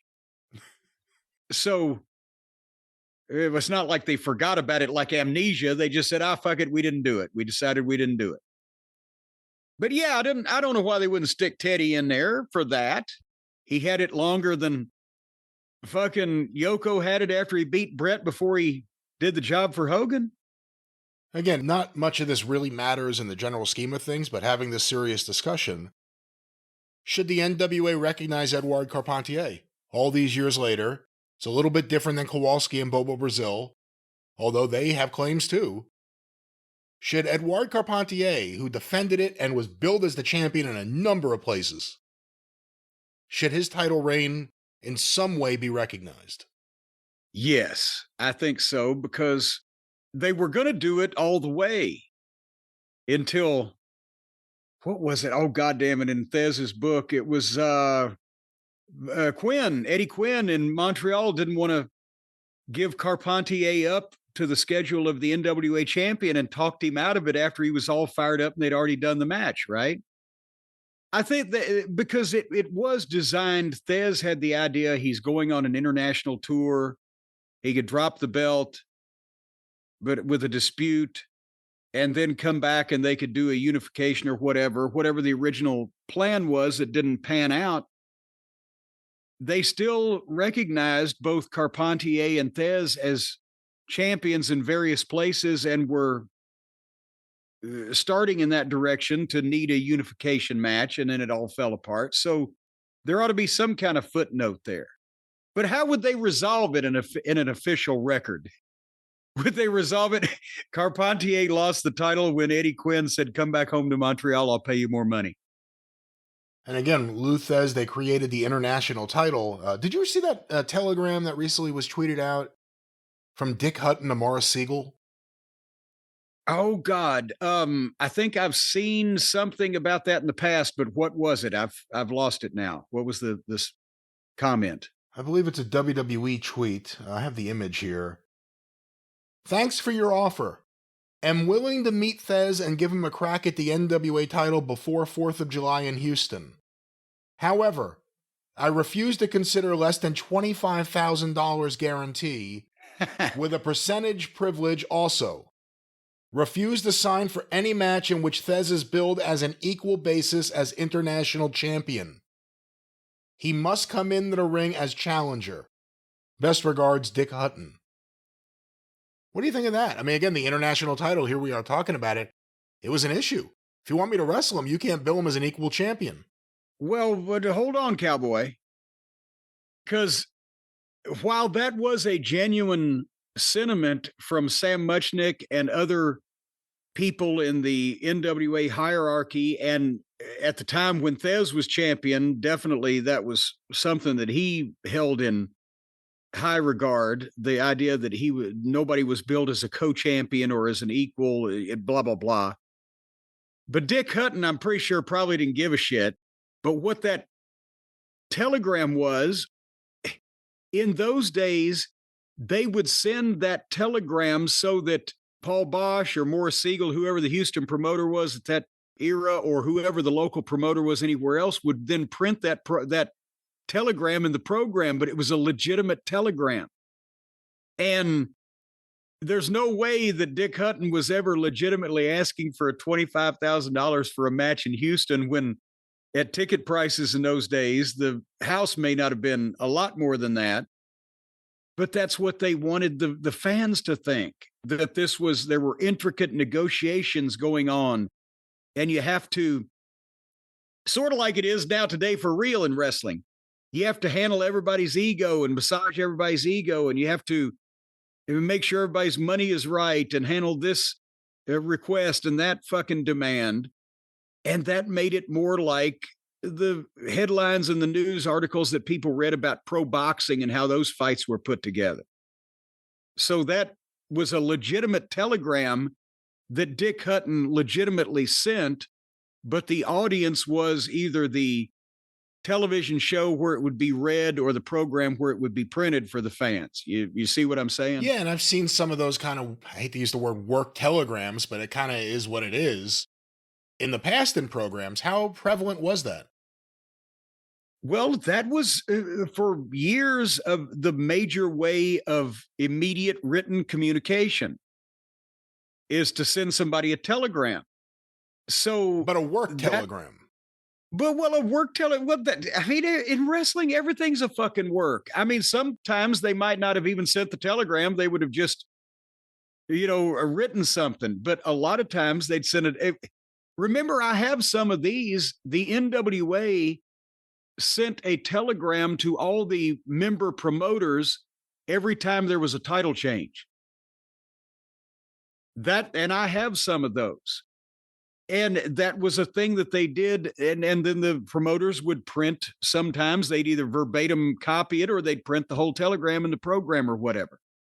But that was a way to make something look like breaking news. This just happened. This is important. And the telegrams were the way that these bigwigs communicate. That's the way those bigwigs communicate. They just throw stuff all over the place. Well, no, I elbowed my keyboard. I was waving my hands in the air, gesticulating, but that's the way they communicated, was they would send telegrams back and forth. And in all honesty, part of this also was that if it was a legitimate telegram in those days, chances are somebody at the Western Union office or the fucking delivery boy or somebody along the way was going to be a wrestling fan and know what it was or who they were talking about. And so that would make it look a little more legitimate when they deliver this telegram to this fucking promoter. But that was the way that things were done. All right, so I guess to sum that up, Ted DiBiase should be recognized as champion if he actually defended the belt. I think so. All right, Jim, one last question here today for this part. We'll have more questions when we finish this recording. This was sent to CornyDriveThru@gmail.com by Joe in Ottawa Valley, Canada. Any thoughts on the passing of Hartford Love of the Love Brothers? Oh my God, I didn't know that it had taken place. Those are two guys, the Love Brothers, Reginald and Hartford Love. Never saw them work. Never saw it, but they were never in the same territory or place or on any television that I could get a hold of. They did work for the Sheik some, but I don't remember ever seeing them at a time when I was watching Sheik's TV in the early 70s at Aunt Lola's house. But their pictures were in all the wrestling magazines. And there was one great headline that the Love Brothers preach violence. But they were kind of like hippies for the time, late 60s, early 70s, the psychedelic colors, tie-dyed stuff, the Love Brothers. Maybe they had flowers in their hair, Brian. But no, I didn't. They're two guys that I don't know that much about. And poor Hartford, I didn't even know he was sick. All right, well, that can't be the last question because, but you know, there are certain guys. It seems like there's a lot of guys who worked for like the NWF that I've never seen any footage of. Yes, yeah, but you know, not even just that company, but just that area, upstate New York. You know, some of that northeastern area. All right, we'll have a couple quick hits here. We have an email that was sent in by Greg C. Thanks to a kind soul on YouTube, the entire tenure of OVW as a developmental territory is being uploaded. Holy shit. I went back to what you described as the real beginning of OVW, April 2000, when your television clearance expanded, and watched until the end of September. Some topics I don't think you've covered. Bodybuilder, former American gladiator David Nelson. Oh, good Lord. Who cut bait first, Nelson or WWF? He was gigantic. He was an odd fellow. And he was this big, I mean, he had to be 280, 290, whatever. This has been 25 years and he wasn't here long, but big bodybuilder. And he's one of the guys that they had found that had never had any wrestling training or any interest in wrestling, as far as I know. And I think he's one of the guys that pulled up to the back of the old Davis Arena in some kind of Mercedes or BMW or something. He may have had a football background, definitely did some kind of powerlifting or whatever. Didn't particularly fit in as one of the boys before the triple X rated gay adult porno video that he did had made the rounds of the locker room. I never heard about that. Yeah. It wasn't a natural wrestler, wasn't a natural promo, wasn't really sure what he got into. And I don't think the WWE was really sure what they got into. And I don't remember if there was a straw that broke the camel's back, or did he get hurt and just not ever come back, or did they fire him, or did he quit? I don't know. I can't remember. I hadn't thought of that name since 2000. He did not look like he was a person that would be the star of the video that he was in. Did you make Stacy a character once you realized that Judas, and then it says in parentheses, Jeremiah, couldn't Jeremiah talk? Or Jebediah. No, what happened, first of all, with Danny had started OVW, and some of the guys that he trained, he had given them gimmicks and they were running the shows, right? But these two guys that he'd made the hillbillies, Jebediah Blackhawk and Cousin Otter. And they had the hillbilly gimmick, and it worked for, you know, the local St. Therese gym show or whatever. But the guys underneath it, Cousin Otter became Mr. Black because he was 6'1" and 400 pounds, and he could do the splash off the top rope. I told him at the time, I said, you're 20 years younger than fucking Vader and the same size, and your work is better already, because he wasn't hurting anybody. I said, if you can get your weight under control, we can get you a contract. And I wanted him to go from, I think it was 420 to 375, and he ended up going to 430. So I told him, I'm not booking you until you come back and you're under 400 pounds. And I think that was the last day I ever booked him. Amazing potential. And Jebediah Blackhawk became Judas, who was associated with the Disciples of Sin. But no, I didn't make Stace. Stace was already managing in Memphis because she had done a little bit of stuff in California. And when she was riding down with me to just make the Memphis shows for Randy Hales. Randy one day said, well, hey, because he had Vic Grimes and Aaron O'Grady and a few guys that had come from same wrestling school out there in California. So he suggested it. And then I said, okay, that'll give her some practice and we can do something in OVW later on. So those happened independently of each other. But then, and you know who Judas is, don't you, Brian? Who? What is one of my favorite fucking explanations for a fuck up that has ever been uttered by a human being? I don't know. Well, it was on the TV news. This was long after the OVW days, but it was on the TV news here in Louisville one afternoon that a guy had been arrested for driving under the influence of alcohol while he was driving a school bus. Oh, I remember and come that. to find out, it was the former Jebediah Blackhawk, a.k.a. Judas. And they interviewed him, and he said, no, he said, people have got it all wrong. He said, I wasn't drinking and driving. I drank, and then I drove.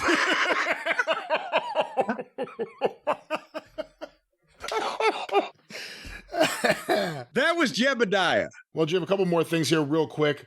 Jerome Crony. Yes. How did he survive getting beaten by all those green guys? Who was he? I just saw Russ McCullough accidentally slam a chain across his face. Yes. Jerome Crony was a guy named Jerome Hatton. And he had trained with Danny.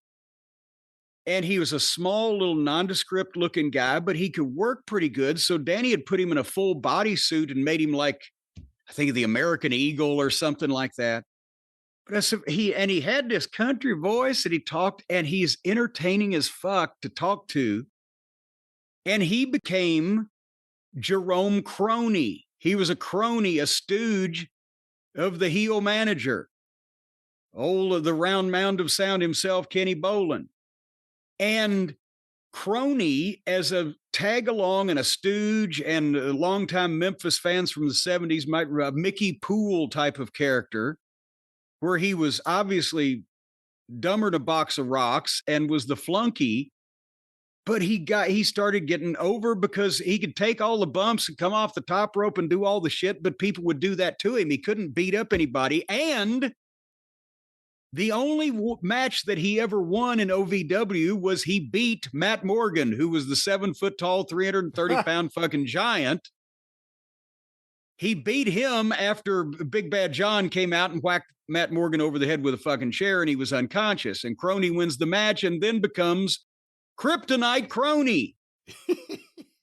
And then we started playing the music. Who did the song? Will you still call me Superman?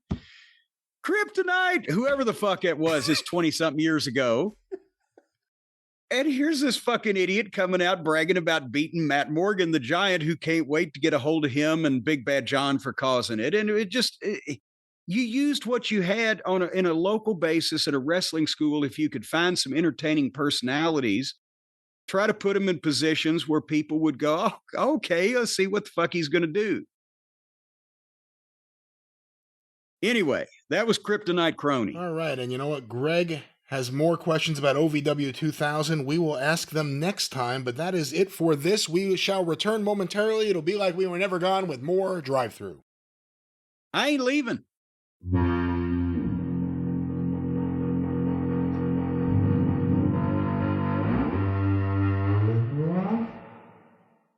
We have escaped the past. We are here in the future, and with you, here on the Drive Thru. I assume Jim's there. Jim, are you there? You know, if you wouldn't eat Taco Bell in these breaks, you wouldn't make sounds like that. Oh, come on. That was the sound of time and space and light and everything all mixed together. A sonic boom of wonderment and pleasure at the same time. Yeah. I'll boom your pleasure. Before you Jim me, we had to take a break in between this because we couldn't do this whole thing at one time due to our personal business that we had to take care of. But in betwixt and between time, while we were time traveling, Brian, you're one of these young hipsters about town that know all about the social medias and the interwebs. Can you explainify something to me that happened to me on my brand new computer setup here that it can't be that. And the internet speed is high, but I got on the Twitter. First thing in the morning, I want to see, well, what have people tweeted or twitted? What twits are on Twitter this morning? What's happening in the world? And you know how you start at the top and as you scroll down and you go to the older tweets, right? That it works for you that way also, doesn't it? When you scroll down? Unless you have it set so that it's like based on your preferences as opposed to what you want to see in order that it happened, yes. Well, I didn't even know you could do that. But basically, you start at the top, and as you go, it's an older, it's like 5 minutes ago, 7 minutes ago, whatever the case it may be. And I'm going down. I ain't going too far down. I see somebody tweeted something 15 minutes ago, and it blah, blah, blah. And then I said, well, that seems familiar. And well, why are they tweeting on that old news? And I looked, and I was on March 21st. It went from this morning, and I'm just going down, and with no rhyme or reason or whatever, it went from 2 hours before that to March 21st. And I clicked on and off and back on and back and forth, and I couldn't get it not to do. Why would it do that? Is it this Elon Musk fellow that he overdid the ketamine? Or what's the matter with Twitter? It's a mess. I get nonstop ads now, and I get it. They beyond wanting to make money from ads, they want you to be sick of ads so that you'll pay for an ad-free version that they have, which is I don't pay that much attention to it. Yeah, which is just nonsense. The whole platform is just a complete mess. Well, that's not a technical explanation, though, for the question that I asked. I don't know how to explain it. I've noticed. Well, I think that somebody out there in the cult of Cornette should be able to tell us. Well, the thermostat has blown out the capacitor over at the fucking chip manufacturer, and that's why that happens. Give us a technical explanation. Okay. In the meantime, if you tweeted me anything last night for about a period of about 12 hours, I don't know what the fuck anybody said to me. So there you go. All right. This has been Time Travel. And aren't you glad you're here? But Jim, here on the Drive Thru, let's keep things professional. And let's talk about some modern... Let's talk about some modern wrestling news before we get to your review of WWE Raw. Well, that won't take long, but go ahead. AEW has made a few announcements. Oh, good Lord. A press release went out as we are recording the day before, yesterday. Did invitations go out to Tony's birthday party or something? The O2 in London to host AEW and New Japan Pro Wrestling Forbidden Door.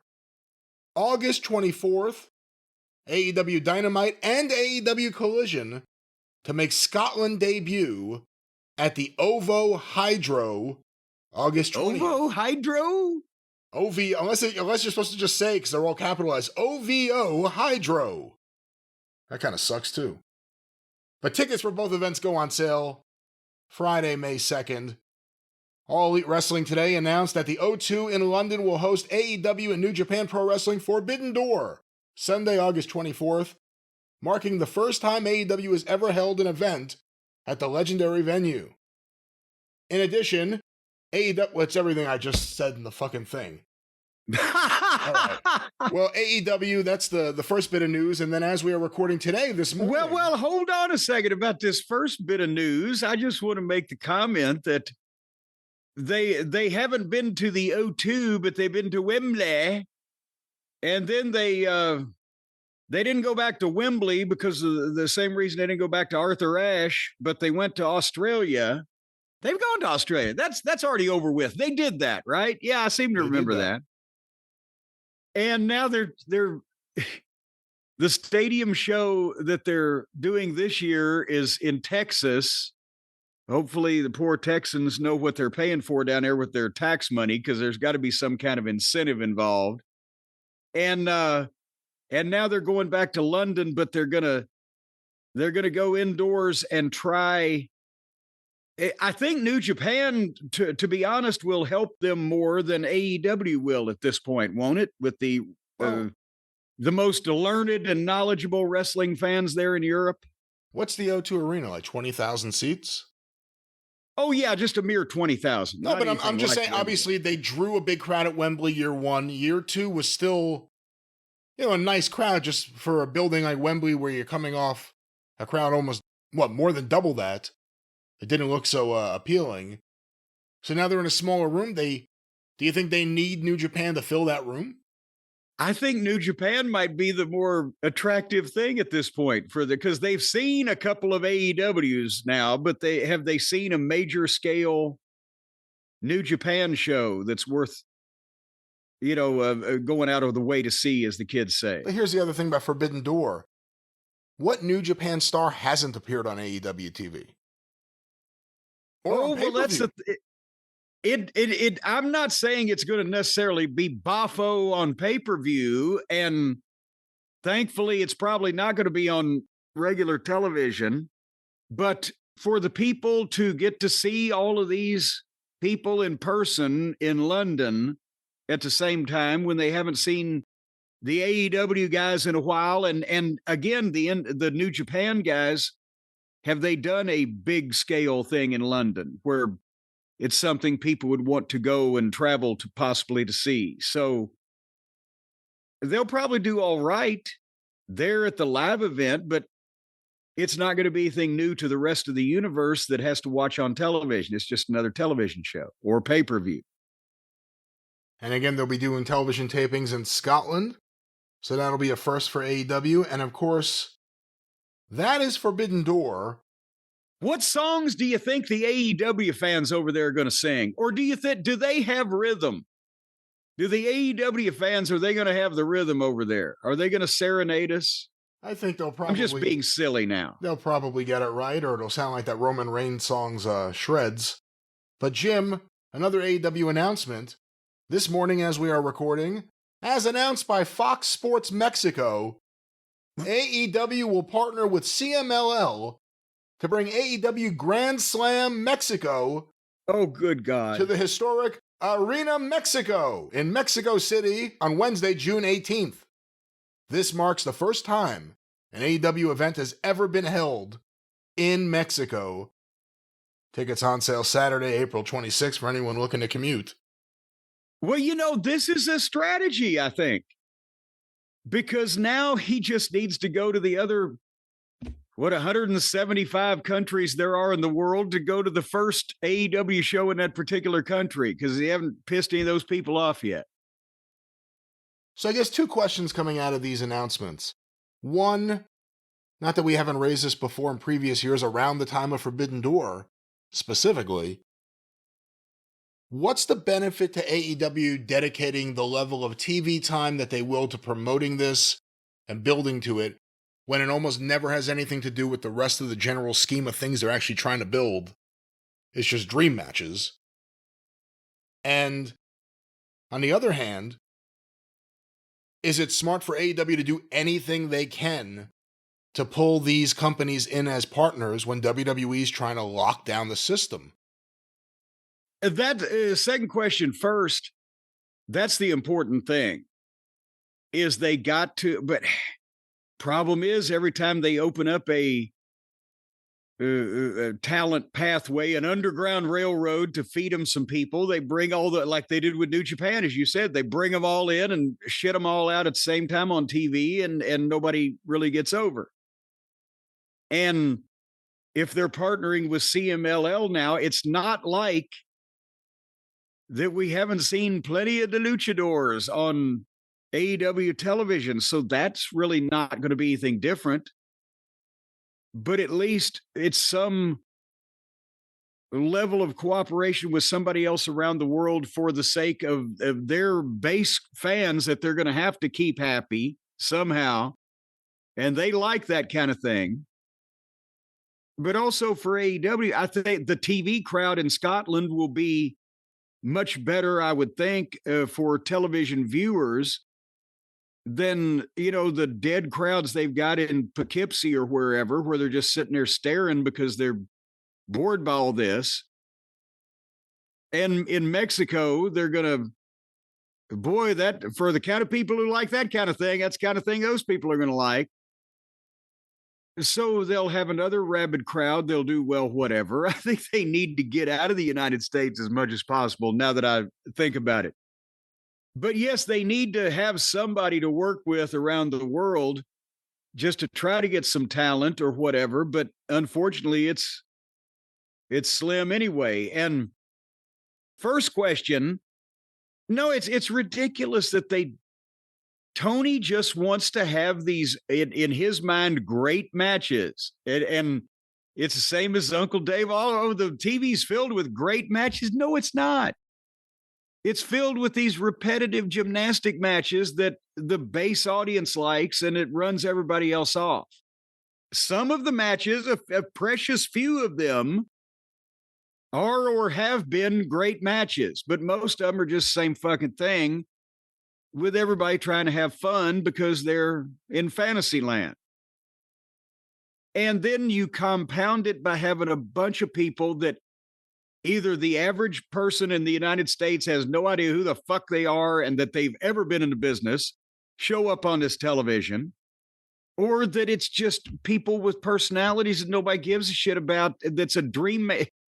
If they say Okada is in any dream match ever again, unless they figure out some way to do a head transplant where they put another body on him, then it's just ridiculous use of that term, because this broken down son of a bitch, I don't think he could have a bad dream without looks like hurting himself. But, even on the topic of Okada, they're building to him and Kenny.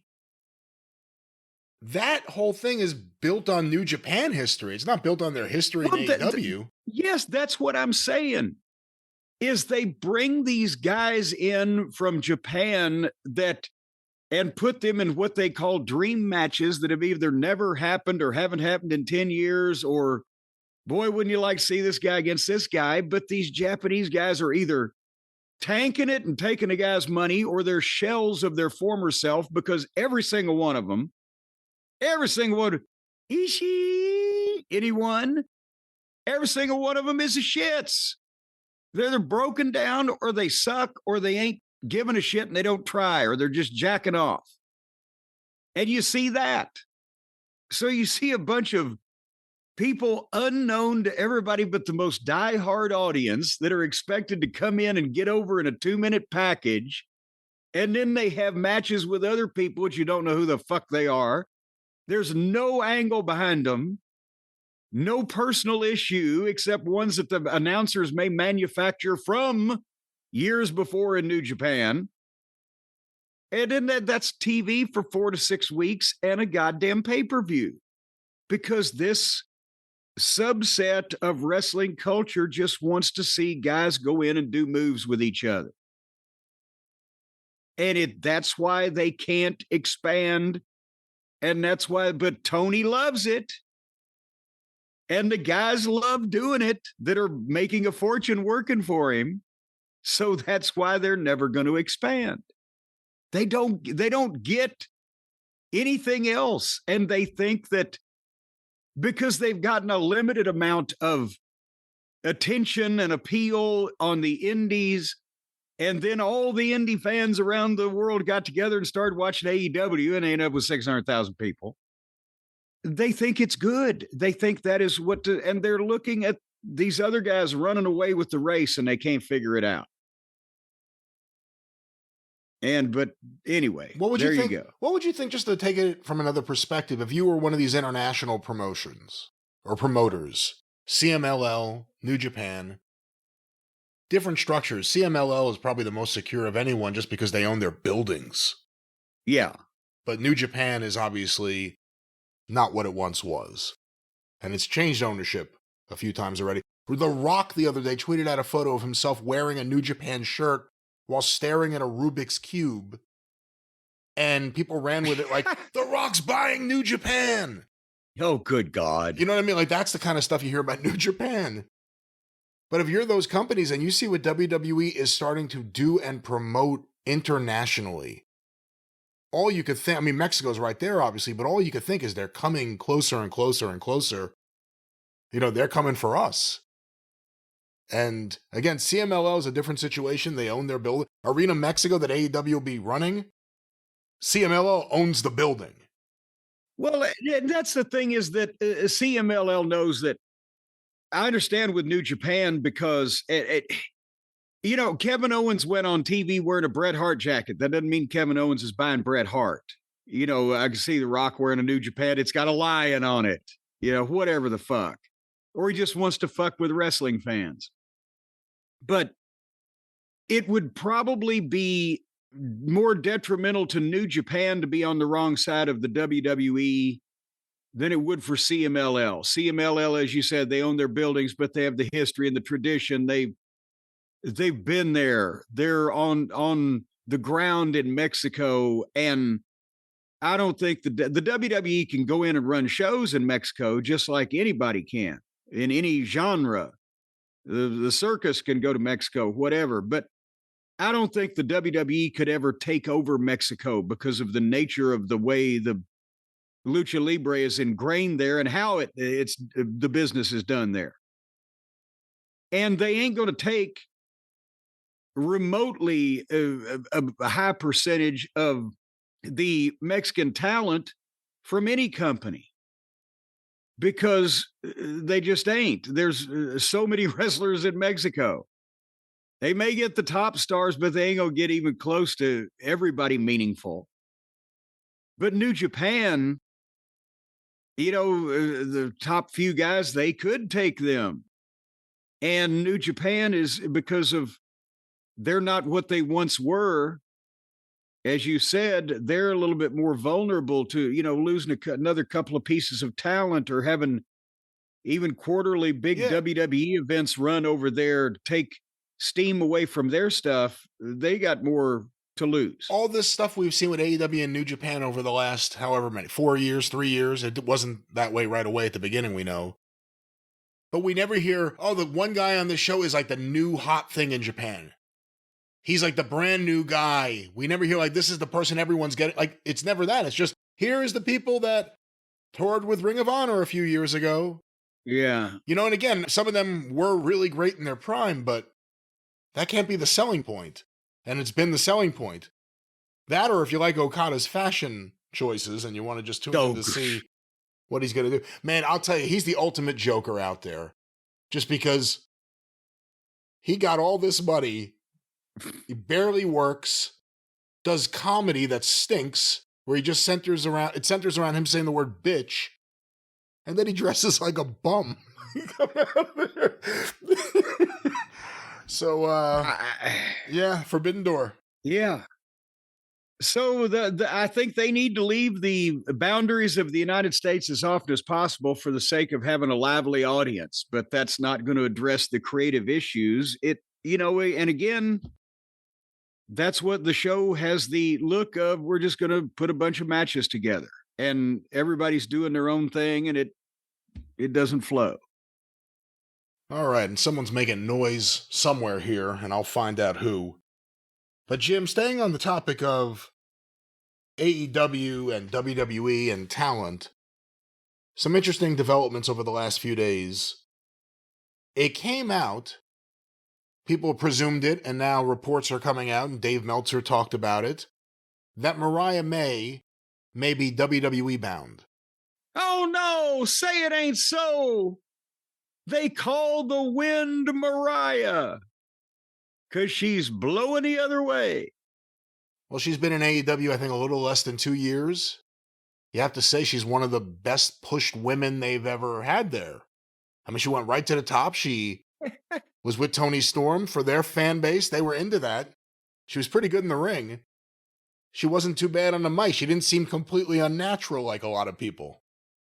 But she's been there for less than 2 years and gotten a great push, and you got to think Tony Khan would give her financially whatever she would want, unless she was completely unreasonable. But she's choosing WWE, allegedly. And, this comes on the heels of, there was an interview, let me see if I have this here. Stephanie Vacour did an interview, and I have this from Fightful, quotes here. Apparently she was talking to Rock and Pop FM. Wherever that is. And this was about joining NXT and joining WWE. It took me by surprise, as I was in talks with WWE, We were going to tell the whole story. What happened is I was involved in a very important match. After that match, WWE called me on the phone and said, "Are you interested in working with us?" And I said, "Of course I am. What do you propose?" Let me stop there. We could only presume what the important match was. Remember she had that, was it Forbidden Door last year? Or it was one of these events where she came in as the Mexican or New Japan representative, the champion, against an AEW wrestler, and she lost. And she looked really impressive. And then the next thing we heard is that she signed with WWE. So she had this important match, and then they called her. And well, there's another example of a Forbidden Door being an audition for the competitor. Why do you bring in and feature talent that is not under your control already, so that potentially your TV could make them popular and the other guys could sign them up? Let me go back to her quote here. They asked me afterwards, "Would you like to go to the main roster or NXT?" And I said main roster first. There were money deals, and I was waiting for the proposal because at the time I was living in Mexico and I had a double contract with New Japan and CMLL. And at that time, I had the most important women's world championship in New Japan and two of the most important women's championships in Mexico. So I had a huge responsibility in me from the biggest companies in their respective countries. I'm a person who likes to do things calmly and think well, not rushed. Sorry to read, this is going on and on. I was so excited that WWE reached out to me. Someone from the office talked to me, and that there was a negotiation. I remember I went back and I talked to my company, CMLL, and I told them that they called me and offered me work with them. And my boss thought I was talking about AEW because I said they would talk to me. We just stared at each other and I asked, "Wait, did AEW talk to you?" And he said, "Yes, they talked to me yesterday because they really want to do business with you." So, well, it's going on, and talks about her love of Shawn Michaels, but... And apparently that's one of those talk-to-text type of transcripts or whatever. Stephanie Vacour chose WWE. You know, Okada stands out as a wrestler who chose AEW. We presume there was a significant WWE offer on the table, but Tony has more money. But Mariah May, and... you know, you look at what has already happened and wrestlers chased away from AEW, like Cody and CM Punk, and wrestlers who left feeling unfulfilled. The one thing Tony had that couldn't be beaten was money. The idea that he could outpay WWE. If that doesn't even work, he's in a lot more trouble than he's in just with them trying to get all the talent. It's still going to work, but it's going to work where it always would have worked, and it's not going to work where it always wouldn't have worked, I believe. And here's what I mean by that. With Okada, I still believe that if the WWE had seen him in the last few years, that they were just bidding him up to see how much money Tony would spend. I still believe that, because there's no way that you can convince me that Okada could hang in the WWE at this right now in this moment, and would be any kind of success with any of the performances that he has put on so far. But he chose the money and the soft schedule because this way he can lay around and be even worse than he probably can be if he tried. If you want a few highly paid years in the business, and especially if you're toward the end of your career rather than, or potentially have established yourself as well as you maybe can in this environment, then yeah, you're going to take Tony's money, and you always would. But if you are young and not just impressionable, but if you're young and you've seen, once you get on that television, that people will react to you and that you can hang somewhere in the middle to upper percentile of talent in all the television companies today, then you're going to want to go to the WWE. You're not going to want to be tied up in this shit show in AEW, where there's no leadership, no structure, the inmates run the asylum, everybody's doing their own shit. You can't depend on the booking from one week to another. They made MJF rotten so they can fucking kill anybody, right? And Mariah May, I'm sure, saw, hey, I've had a good run. They have actually somehow not fucked me up. I got in on this Tony Storm thing. I'm gorgeous. I can talk pretty good. Now I'm going to see if I can hang with the big boys and work for the big movie studio instead of Monogram Pictures. The B movies have been good to me, but I want to be in the goddamn Major Motion Pictures. But that's, I guess, the question. Would Monogram be Monogram if the owners spent money?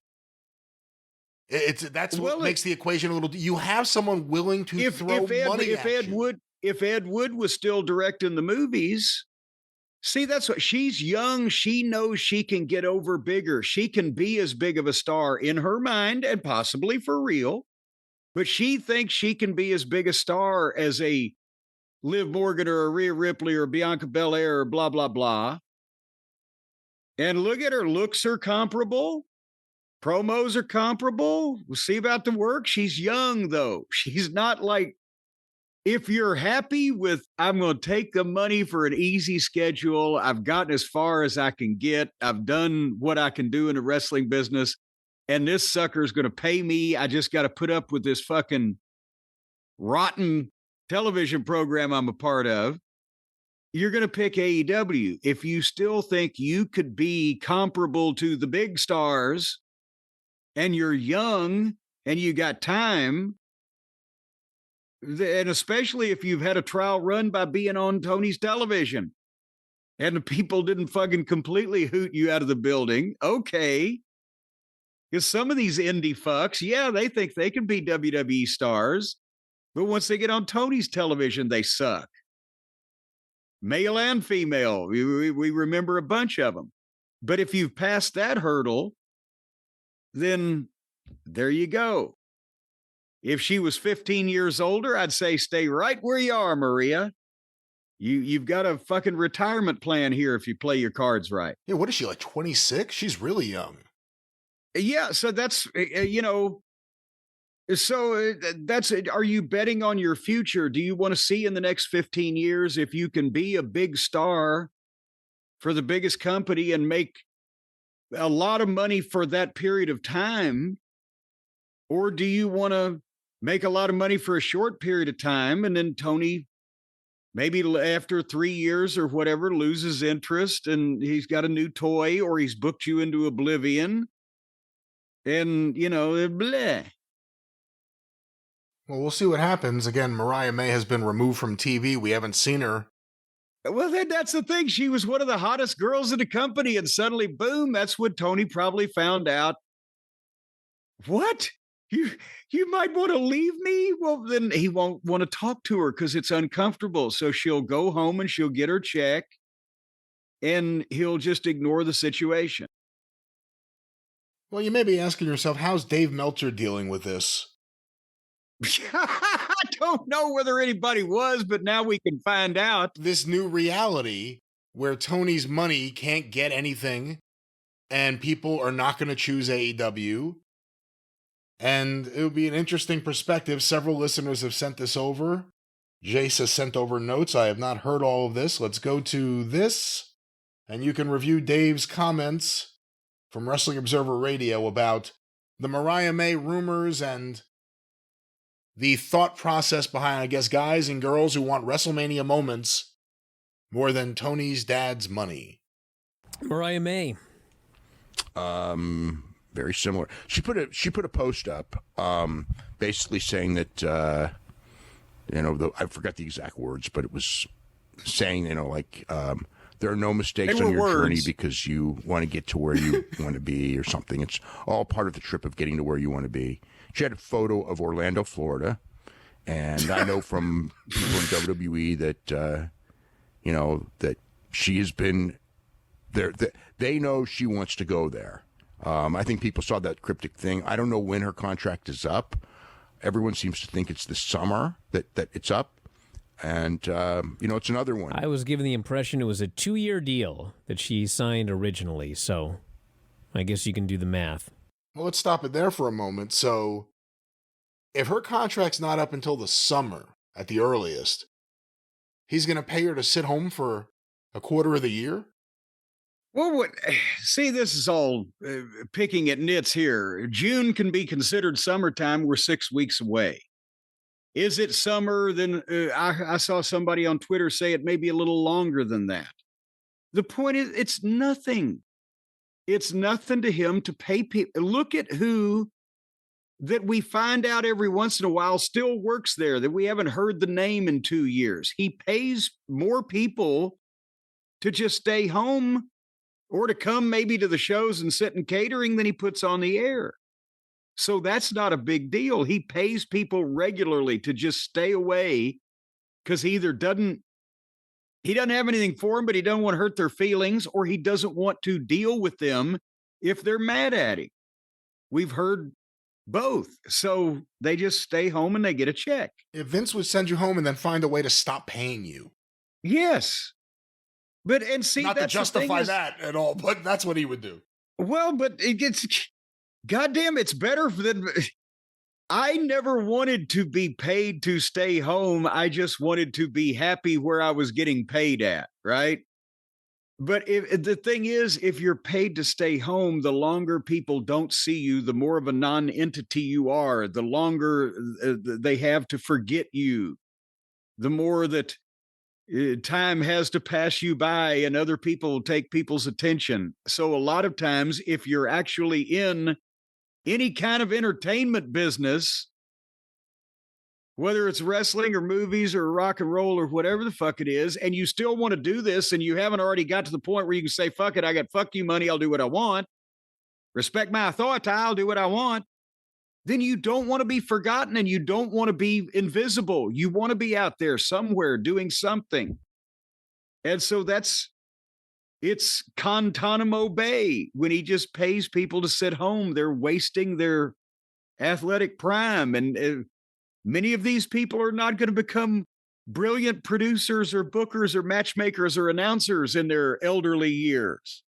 So they need to be out there doing something right now. And you know what else is going to happen? What do they do every year? Just about every year after WrestleMania, they'll start releasing talent. So Tony will then have his pick of the guys WWE flushed.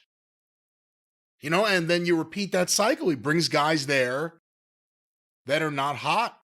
And, that's going to be a problem. It comes down to where's he going to access talent. But let's go back to this. Dave Meltzer's thoughts on this Mariah May rumor. That would be the summer. But I have heard the same thing, that at least in AEW, there's a belief that she's heading to WWE.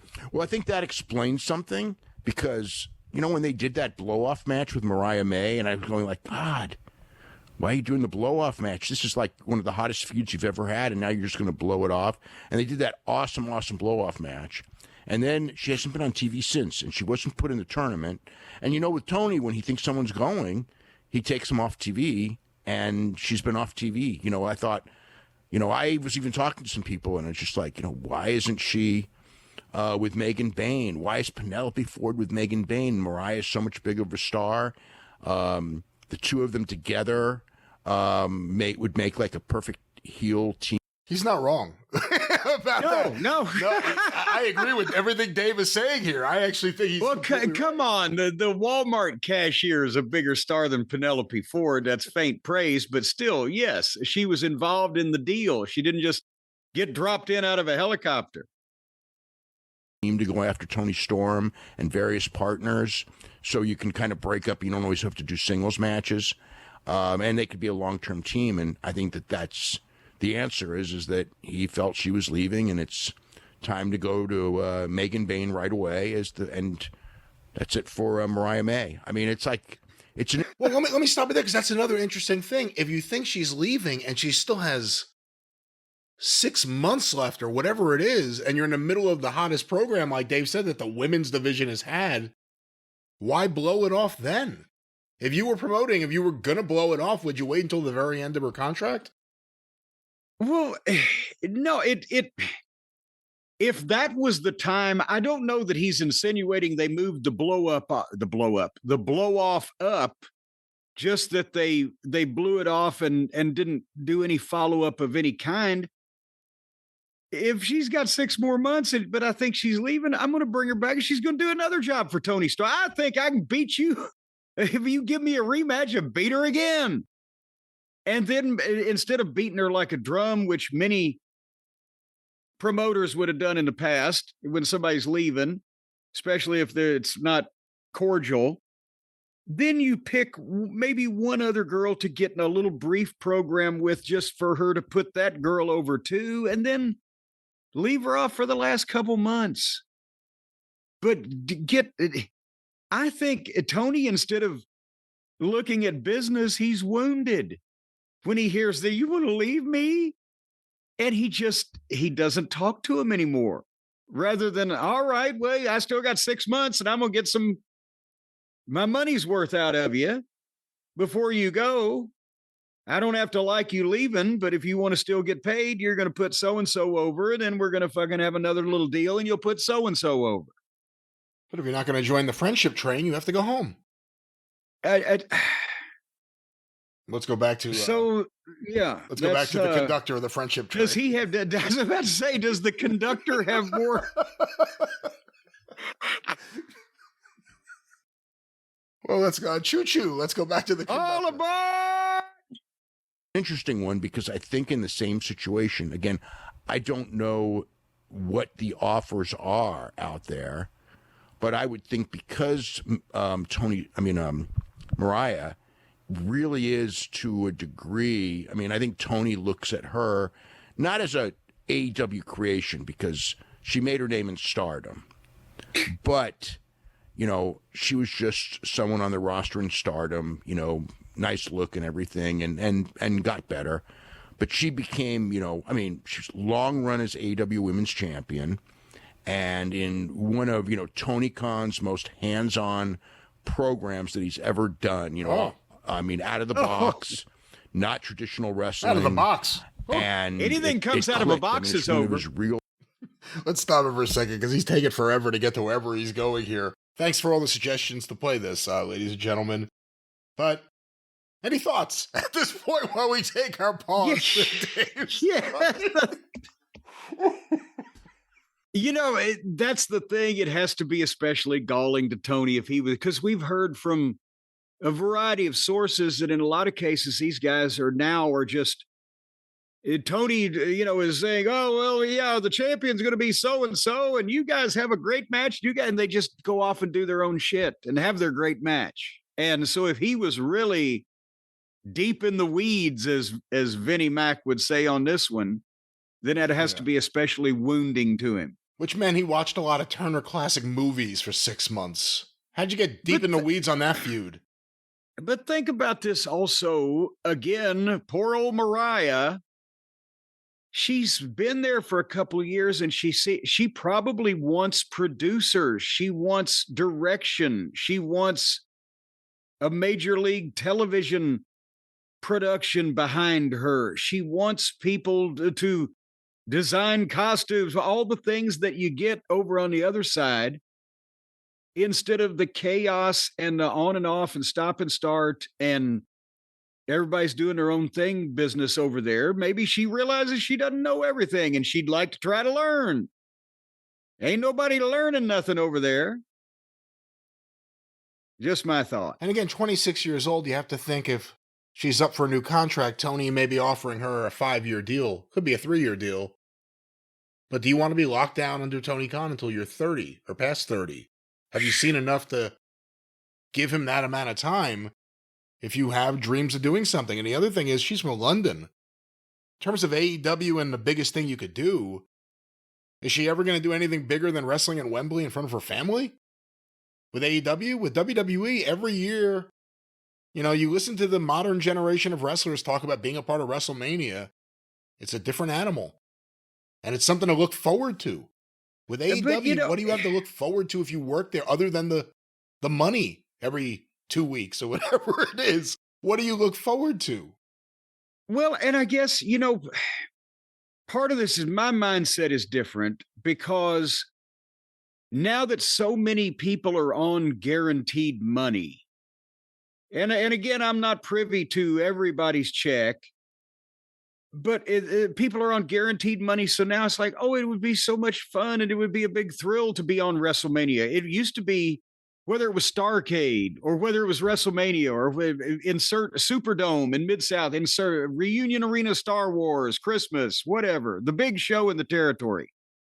You wanted to be on it because it was a big fucking show and you were going to get a big fucking payoff. And then you wanted to be in the main event of it because it was a big show and you'd get a bigger fucking payoff. And yes, that was a thrill. And look what I've accomplished. I main evented the Superdome. But the overriding thing was because I was in the main program, because that was what they thought would sell the most tickets. That was why I'm proud of doing that. Now it's just like, I guess, since many of them, the top guys still, I'm sure, make buku WrestleMania bonus or whatever. But is it for a lot of the guys? It's just like, well, it'd be such a thrill for me to be on WrestleMania, but I'm making guaranteed money anyway. So now it's just the thrill of being on the show.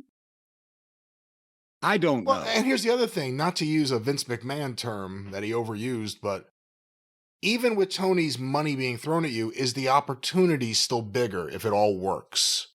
If it all works out, whether you're a woman or a man in WWE and you get to the main event of WrestleMania or a world title match at WrestleMania, which it seems like they consider that a main event too at some points, and you're making merch money, and you're making money from all sorts of places, does it equal out in the end?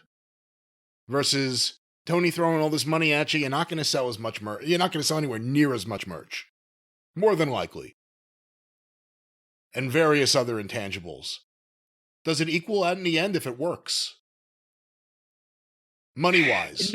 It would. I mean, yeah, you know, there's all kinds of equations you can throw into that, such as, well, yeah, I took Tony's money for, you know, the first 6 months, it was okay, but then I got hurt and I was off for a year and the other guys probably would have screwed me, but Tony's paying, that type of thing comes in. But I think if you're young, and also, did MJF, did he re-sign before they kicked Vince out for well and good for the final time? I think he did, didn't he? That's a good question. I don't know. Because if he signed and Vince was still there, I understand why.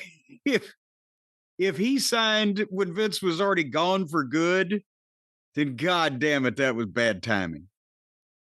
If you're young and you believe in yourself and you are able to look in the mirror realistically and say my performances in most ways or every way or whatever way is better than the average fucking person I'm seeing in both these companies, and I've got time to prove it, then you need to go to the WWE. If you say, God damn it, me? Look at fucking me. Nobody else will pay me this much fucking money than this fucking mark. I'm staying right fucking here. Then you're in AEW. Yeah, without having to play any more of this audio because it's insufferable this week. A few things that I see here in the notes. Dave says AEW would have offered a lot more. Says that before Mariah signed with AEW, people were all saying that her dream was WWE. Veterans would be looking at these situations and rolling their eyes that this generation isn't about the money. Money isn't the main driving force for this generation. Well, hold on here. I do roll my eyes in some respects. And of course, people will point out to where I left money on purpose to go do something for less money that I wanted to do. And my answer to that is yes. And also, I was kind of already established to begin with where I had that cachet in the industry. But no, it's money, but it's also the ability to make more money. Is goddamn the divas in the WWE diva days, They're still being asked to come on television and do things and etc. Who's going to remember the AEW girls in 15 years from now? See, that's what she's 26 years old. It's not just about the money now. It's about the money over the course of your life and your ability. Maybe she wants to be in the major motion pictures and the sitcoms too, because a lot of the girls and many of the guys that get into business these days want to be TV stars and movie stars. Well, where you got a better chance of being a TV star or movie star, WWE or AEW? Unless you want to be on Impractical Jokers or with the goddamn Costco guy going boom on the chocolate chip cookies or whatever it is they fucking do over there. Dave also said this is a generation of fans who want to be like Bret Hart and other guys wanted to be like Hogan or Bruno. It wasn't about wanting to go out there and have a great match, but it was more about making money. He likes this version better, and there's way, way better matches today. Oh, Jesus Christ. Again, it goes to Again, I agree there's way better matches going on today than Hulk Hogan was in, and that's not, again, a high bar. But no, Bret Hart went out and had a great match in order to fucking give the people their money's worth and get himself over so that he could draw again and become the champion and blah, blah, blah.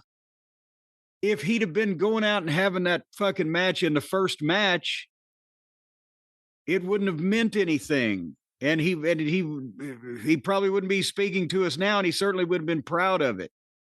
He wanted to be in the main event because he wanted to be drawing the money. You want to be the star. If you're an actor, you want to be a star of the fucking movie most of the time. If you're a goddamn singer, you want to be on the top 40 chart or get a gold record. If you want to do it for fun, that's because you recognize your limitations and that you ain't going to get a gold record or be the star of the movie. So you're doing it for fun with lowered expectations. And for some of the guys in AEW, that was indie wrestling, and they should have been happy there. But there comes a time where there has to be somebody in the position that says, okay, this is great for, we talked about some OVW stuff earlier in the program. That's great for local TV, but we ain't gonna put that on TBS. I'm sorry. There's stages, levels, as the kids say. Anyway. Well, we shall see if Mariah May levels up. We'll follow up with this story as we learn more. But Jim, on this topic real quick, with the news that came out that Chris Jericho, I think the exact quote was, of course, I would consider going back to WWE. I would also consider not going back. Although most people just focused on the, of course, I would consider returning to WWE part. And Dave Meltzer putting in the Observer that Jericho probably should take their offer. Is he once again, if he's really contractually free, is he once again set up to clean up because of the timing? Where Tony needs to hold on to everyone he can? No, he can't. Number one, he can't be contractually free unless he just bald-faced lied to everybody, because wasn't it just a couple of years ago that they announced that he had signed a brand new 10-year contract, and we laughed because he was going to be there till he was 62. Can you see those fucking matches? There is a thought that maybe it wasn't a 10-year contract, and the contract may be up imminently. Well, in that case, then Tony Khan should consider himself lucky that he's got an out clause where he can save several $1 million a year that he's pissing down the fucking well. But again, I think Jericho, for short-term nostalgia, I think I said this on the last show we did, or maybe this one. It's been that we do a show every day. If there's value in Jericho returning to the WWE, because many people are not going to know where he's been. That's generally the big, it was like for most of those people, CM Punk returned to wrestling after 10 years, not CM Punk returned to the company. And that's another thing Uncle Dave keeps saying. Well, they love it. The WWE fans love it when somebody jumps from AEW. No, they don't. Some of them do because they watch both shows, but the majority of the WWE fans like it because somebody's come back. They haven't been wrestling for 10 years. Now he's back. That's the nostalgia thing. That's what they can get out of Jericho. And if they do a deal where he's there for 2 years and he does 3 pay-per-view matches and some appearances to promote him the first year and then does some big retirement fucking match or angle or wing ding and he gets put in the Hall of Fame, then it would be worth it to them at this level that everybody's at now to offer him several $1 million because they'd make it back. But I don't think they would even propose to him that he should come back and be on any kind of full or even, is it possible to have a full-time, part-time schedule? Anything above every so often would not be, I think, anything they would even want to pitch him at this point. Because Punk's, 45 years old? Jericho's 10 years older than he is. Well, again, we will follow this story and see where it leads. Jim, one last thing, and then we'll get to Raw and more. Nick Khan, as we are recording, I guess he did an interview either live or recently with Bill Simmons on his podcast. And there are a few quotes here going around. Let me get your thoughts on these. Nick Khan expects a number of AEW wrestlers to jump ship to WWE once their contracts expire, is what Cultaholic Wrestling wrote. Here's the quote. In terms of the other wrestling promotional company, they have a lot of talented wrestlers, and we're happy about that. When, contractually, they are available to talk to and have conversations with, assume a number of them will come over. Nothing but respect to the father who finances it and owns the Jaguars and all those other things. So that's the first quote. Let's stop there. I mean, that's not tampering, but literally assume a number of them will come over. He knows that they want to go there. That's the thing. WWE is aware that when someone on AEW TV gets in better shape or does really good stuff, they're hoping they can get out of their contract soon and go to WWE. They know that. Yes. Well, and besides, they don't even have to watch the TV and see who's doing push-ups. There are no secrets behind the scenes in the world of pro wrestling. If a guy in one company knows a guy in the other company, he can make his intentions or his desires or his hopes, dreams, aspirations, whatever you want to call them, he can make them known via the Underground Railroad. And the thing is, again, it's not that hard to figure out, folks. And I hate to even tell people again. I feel like I'm repeating myself. There was a time when the shoe was on the other foot. And if you were a talented young wrestler who felt he had something to offer and could go somewhere, did you want to put your career in the hands of Vince McMahon, this brain-rotted fucking octogenarian pervert billionaire that was just doing weird shit? Or did you want to go with this new young upstart company that was giving all these young guys a chance? Of course you'd go there. But then when the worm, as they say, turns, and now all of a sudden the pervert octogenarian billionaire is out of the business, and now it's the fucking mentally screwy 40-year-old billionaire.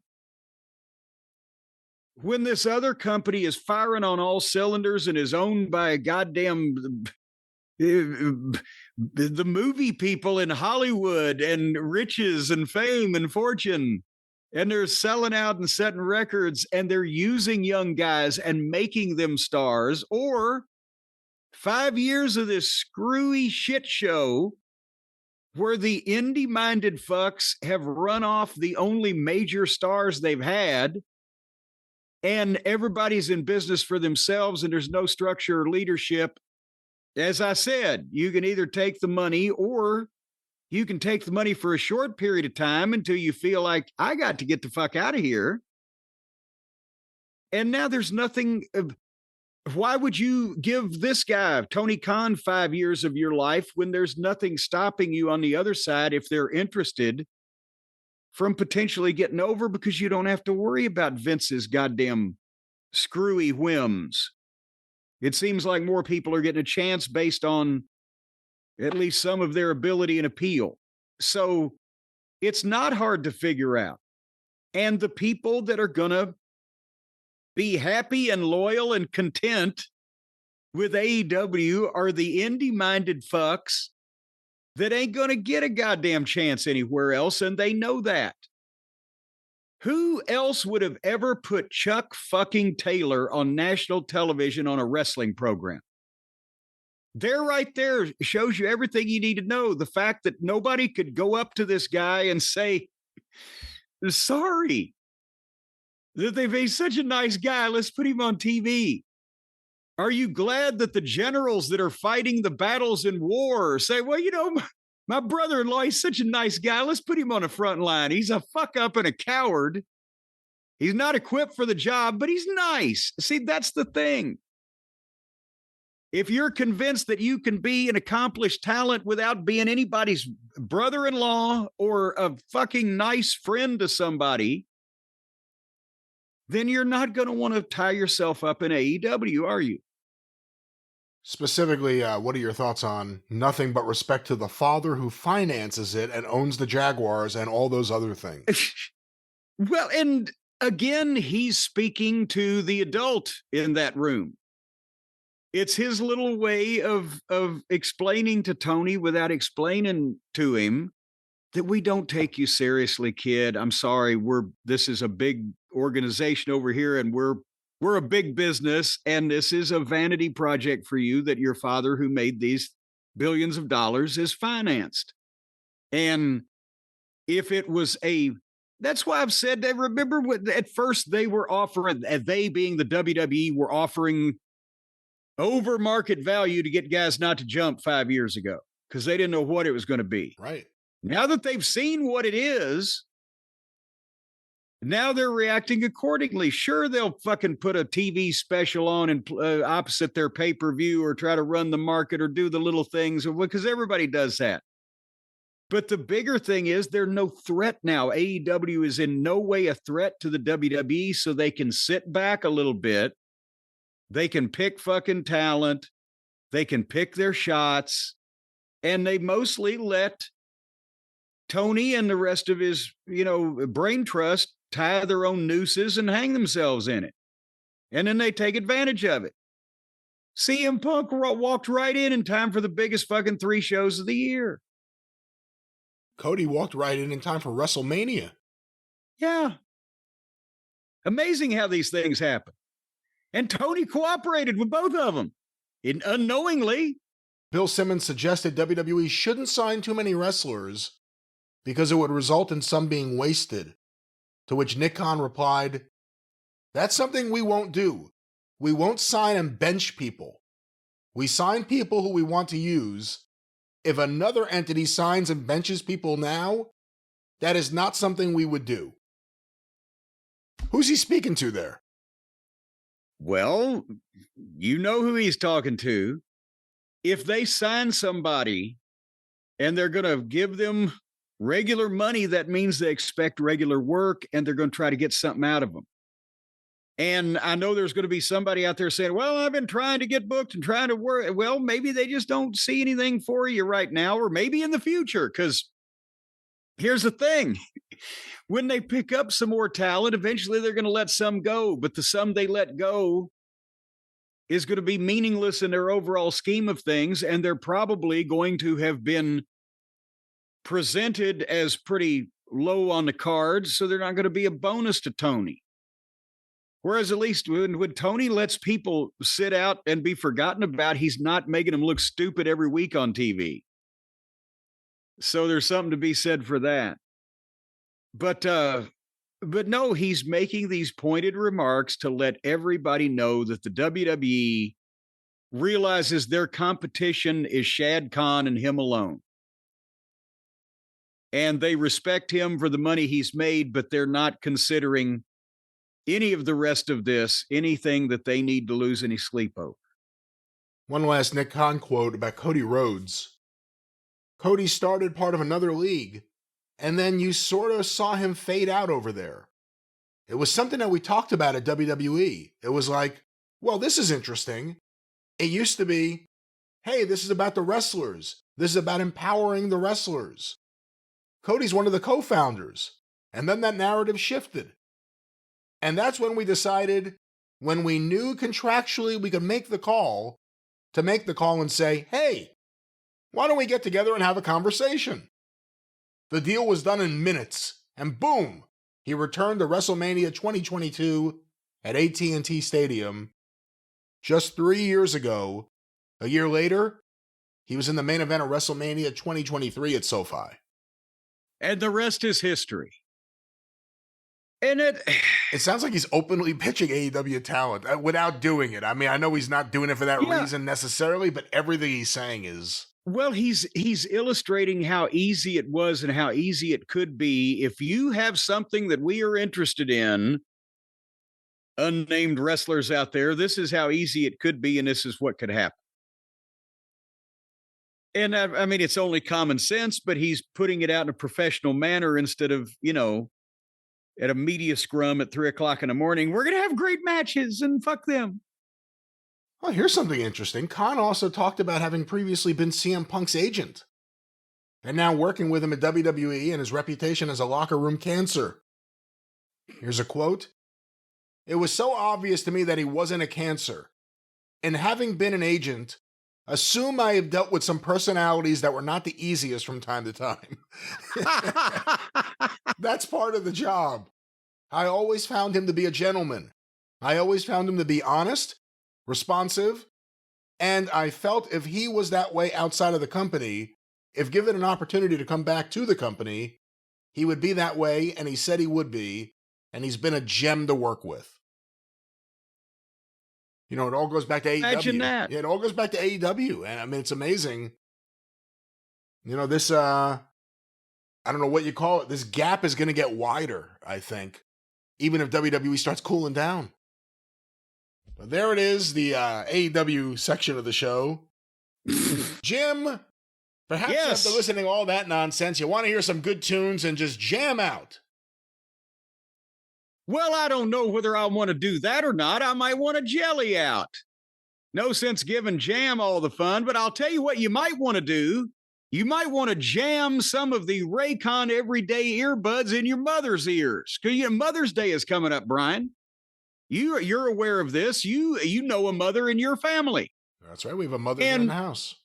There you go. You got one close. You can just sneak up behind her and take one of these in each hand and pop them in her ear. She won't know what hit her. Wouldn't do that. But no one else should do that. They're for your own use.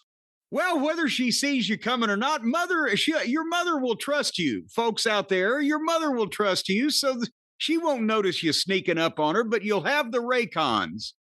And you're ready to surprise her for Mother's Day. And that way, she won't have to listen to you yammering. No mother wants to hear her kids yelling and screaming about wrestling and all that other stuff. Maybe even the grandkids, perhaps you've procreated. Well, and now your mother has to listen to these slimy little crumb-snatching rugrats screaming and whining around. I'm telling you, get Mother for Mother's Day, the Raycon Everyday Earbud. She can relax, recharge, enjoy her favorite music, maybe a little Anne Murray, some podcasts. Anne Murray. Hopefully mothers don't listen to our podcast. Well, what do mothers listen to these days? How old is a mother in your eyes? What age group are you thinking about? Well, they can be a broodmare for the state anywhere between the ages of 18 and 50-something, so okay. I'm told. Anyone under 50, you think they're listening to Anne Murray? Well, Snowbird. I'm telling you, that's a tune that'll relax your mom. You want your mother relaxed. You want her, she'll positively be comatose from Anne Murray. But anyway, the latest model of the Everyday Earbuds is better than ever. The 32-hour battery life, the multi-point connectivity. Mom can pair with two devices at once. Let her walk on the wild side a little bit. And with the quick charge function, 10 minutes of plugging it in will give you 90 minutes of battery. So she can just plug it in and go. If mom's going out maybe on a bike run with the Hells Angels or something, quick, or she's committed a crime, got to leave in a hurry. And they start at just half the price as other premium audio brands. So you can get 2 of these for the same price as one of the other ones. And then you've got quadraphonic sound. But now, Brian, apparently you cannot put 2 in your ears and 2 in your nose to get the quadraphonic sound. You have to put 2 in your ears, and then you have to call a friend and put 2 in his ears and stand back to back. No. And you will both have quadraphonic sound. That is not how it works. It doesn't have to be back to back, not belly to belly. Don't stick anything in your ear. Mind your own business. If you want to get one for someone, give it to them as a gift and walk away. Back away. Let them do their thing. And worry about your earbuds. If you back away, what they're going to stick in you is going to go in the wrong place. What? But I'll tell you now they're sticking it into you. This whole story took a turn right there. It was you were sticking it into their ears, and now what's happened? When you're getting the quadraphonic sound while standing back to back with one guy, some things can happen. But nevertheless, never. If your mom doesn't like her Raycons, what kind of ungrateful bitch is she? But she's your mother, not mine out there. So your mom is very nice, ladies and gentlemen. Everyone loves your mom. There's got to be one mother out there that's just a giant bitch. Kyle's mom, she's a bitch, a big fat bitch. She's a big fat bitch. Oh, yes, she is. She's the biggest bitch in the whole wide world. She's a bitch to all the boys and girls. That's Kyle's mom. But if your mom doesn't like her Raycons, they offer a 30-day happiness guarantee return policy with no questions asked. Because you don't want to ask a mother questions. Mothers do not like to be questioned. So right now, folks, if you've got a mother or you are a mother or you'd like to make someone else a mother, maybe this will impress them and you'll get that much closer. Go to buyraycon.com/JCE. That's buy, BUYRAYCON, buyraycon.com/JCE, 20% off site-wide right now. Don't wait. This offer could be yanked out from under you like the rug at any minute. The need you'd be tumbling through space, confused and forlorn. Buyraycon.com/JCE, 20% off site-wide, even on the quadraphonic ones. Now, you can be dressed if you need to be when you're back-to-back with that other guy for the quadraphonic sound, but if you get naked, the treble response is not as tinny. None of that is true. But the part that is true is, of course, that they're great earbuds from Helix. Well, then some of it is true. I was about to say Helix. From Raycon, not Helix. Raycon's a great mattress. No, Helix is a great mattress. Raycon's a great earbud. And we're talking about Raycon. Raycon.com/buyraycon.com. By God. By God. /JCE. Do they have a mattress that you can sleep on with earbuds in the mattress so you can listen to your tunes while you're asleep? We're trying to set up a joint venture where somehow we would be a third party involved that makes money off the deal but doesn't actually do anything. Well, would they call them then Ray Sleep or Heel Ray? SleepCon. That sounds more like a fan fest. All right. Well, once again, where you get together and you get a bunch of people who are enthusiasts of sleep. And you get them together and you have cots next to each, and they all lay down on the cots, and it's SleepCon. And while they're asleep, folks, you sneak in and you stick some Raycon everyday earbuds in their ears. They'll never know the difference. Buyraycon.com/JCE, 20% off site-wide. That's the end of that. Well, Jim, whether you've been lying down on your mattress or listening on your earbuds, either way, there's still more show. Bad transition, but here we are. And, of course, you watched Raw. This is the big one. This is the Raw before WrestleMania. This isn't the big one. Well, it's supposed to be. It's the go-home show for WrestleMania. The Raw after WrestleMania is the big one, that is the big one, but this is still the go-home show for WrestleMania. You think you have to That's the Ram. The Raw after Mania is the big one is the Ram. This was the Rab. No. Raw before Mania. See, I can't make an acronym. This was a lousy Raw. But it wasn't lousy.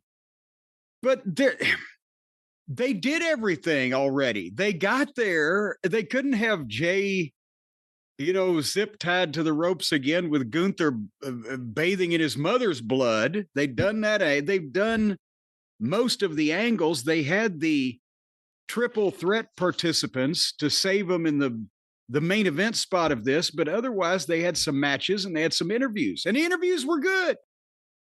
But they had 8 or 10 weeks of build and 4 to 6 weeks of material, and they just stretched it, didn't they?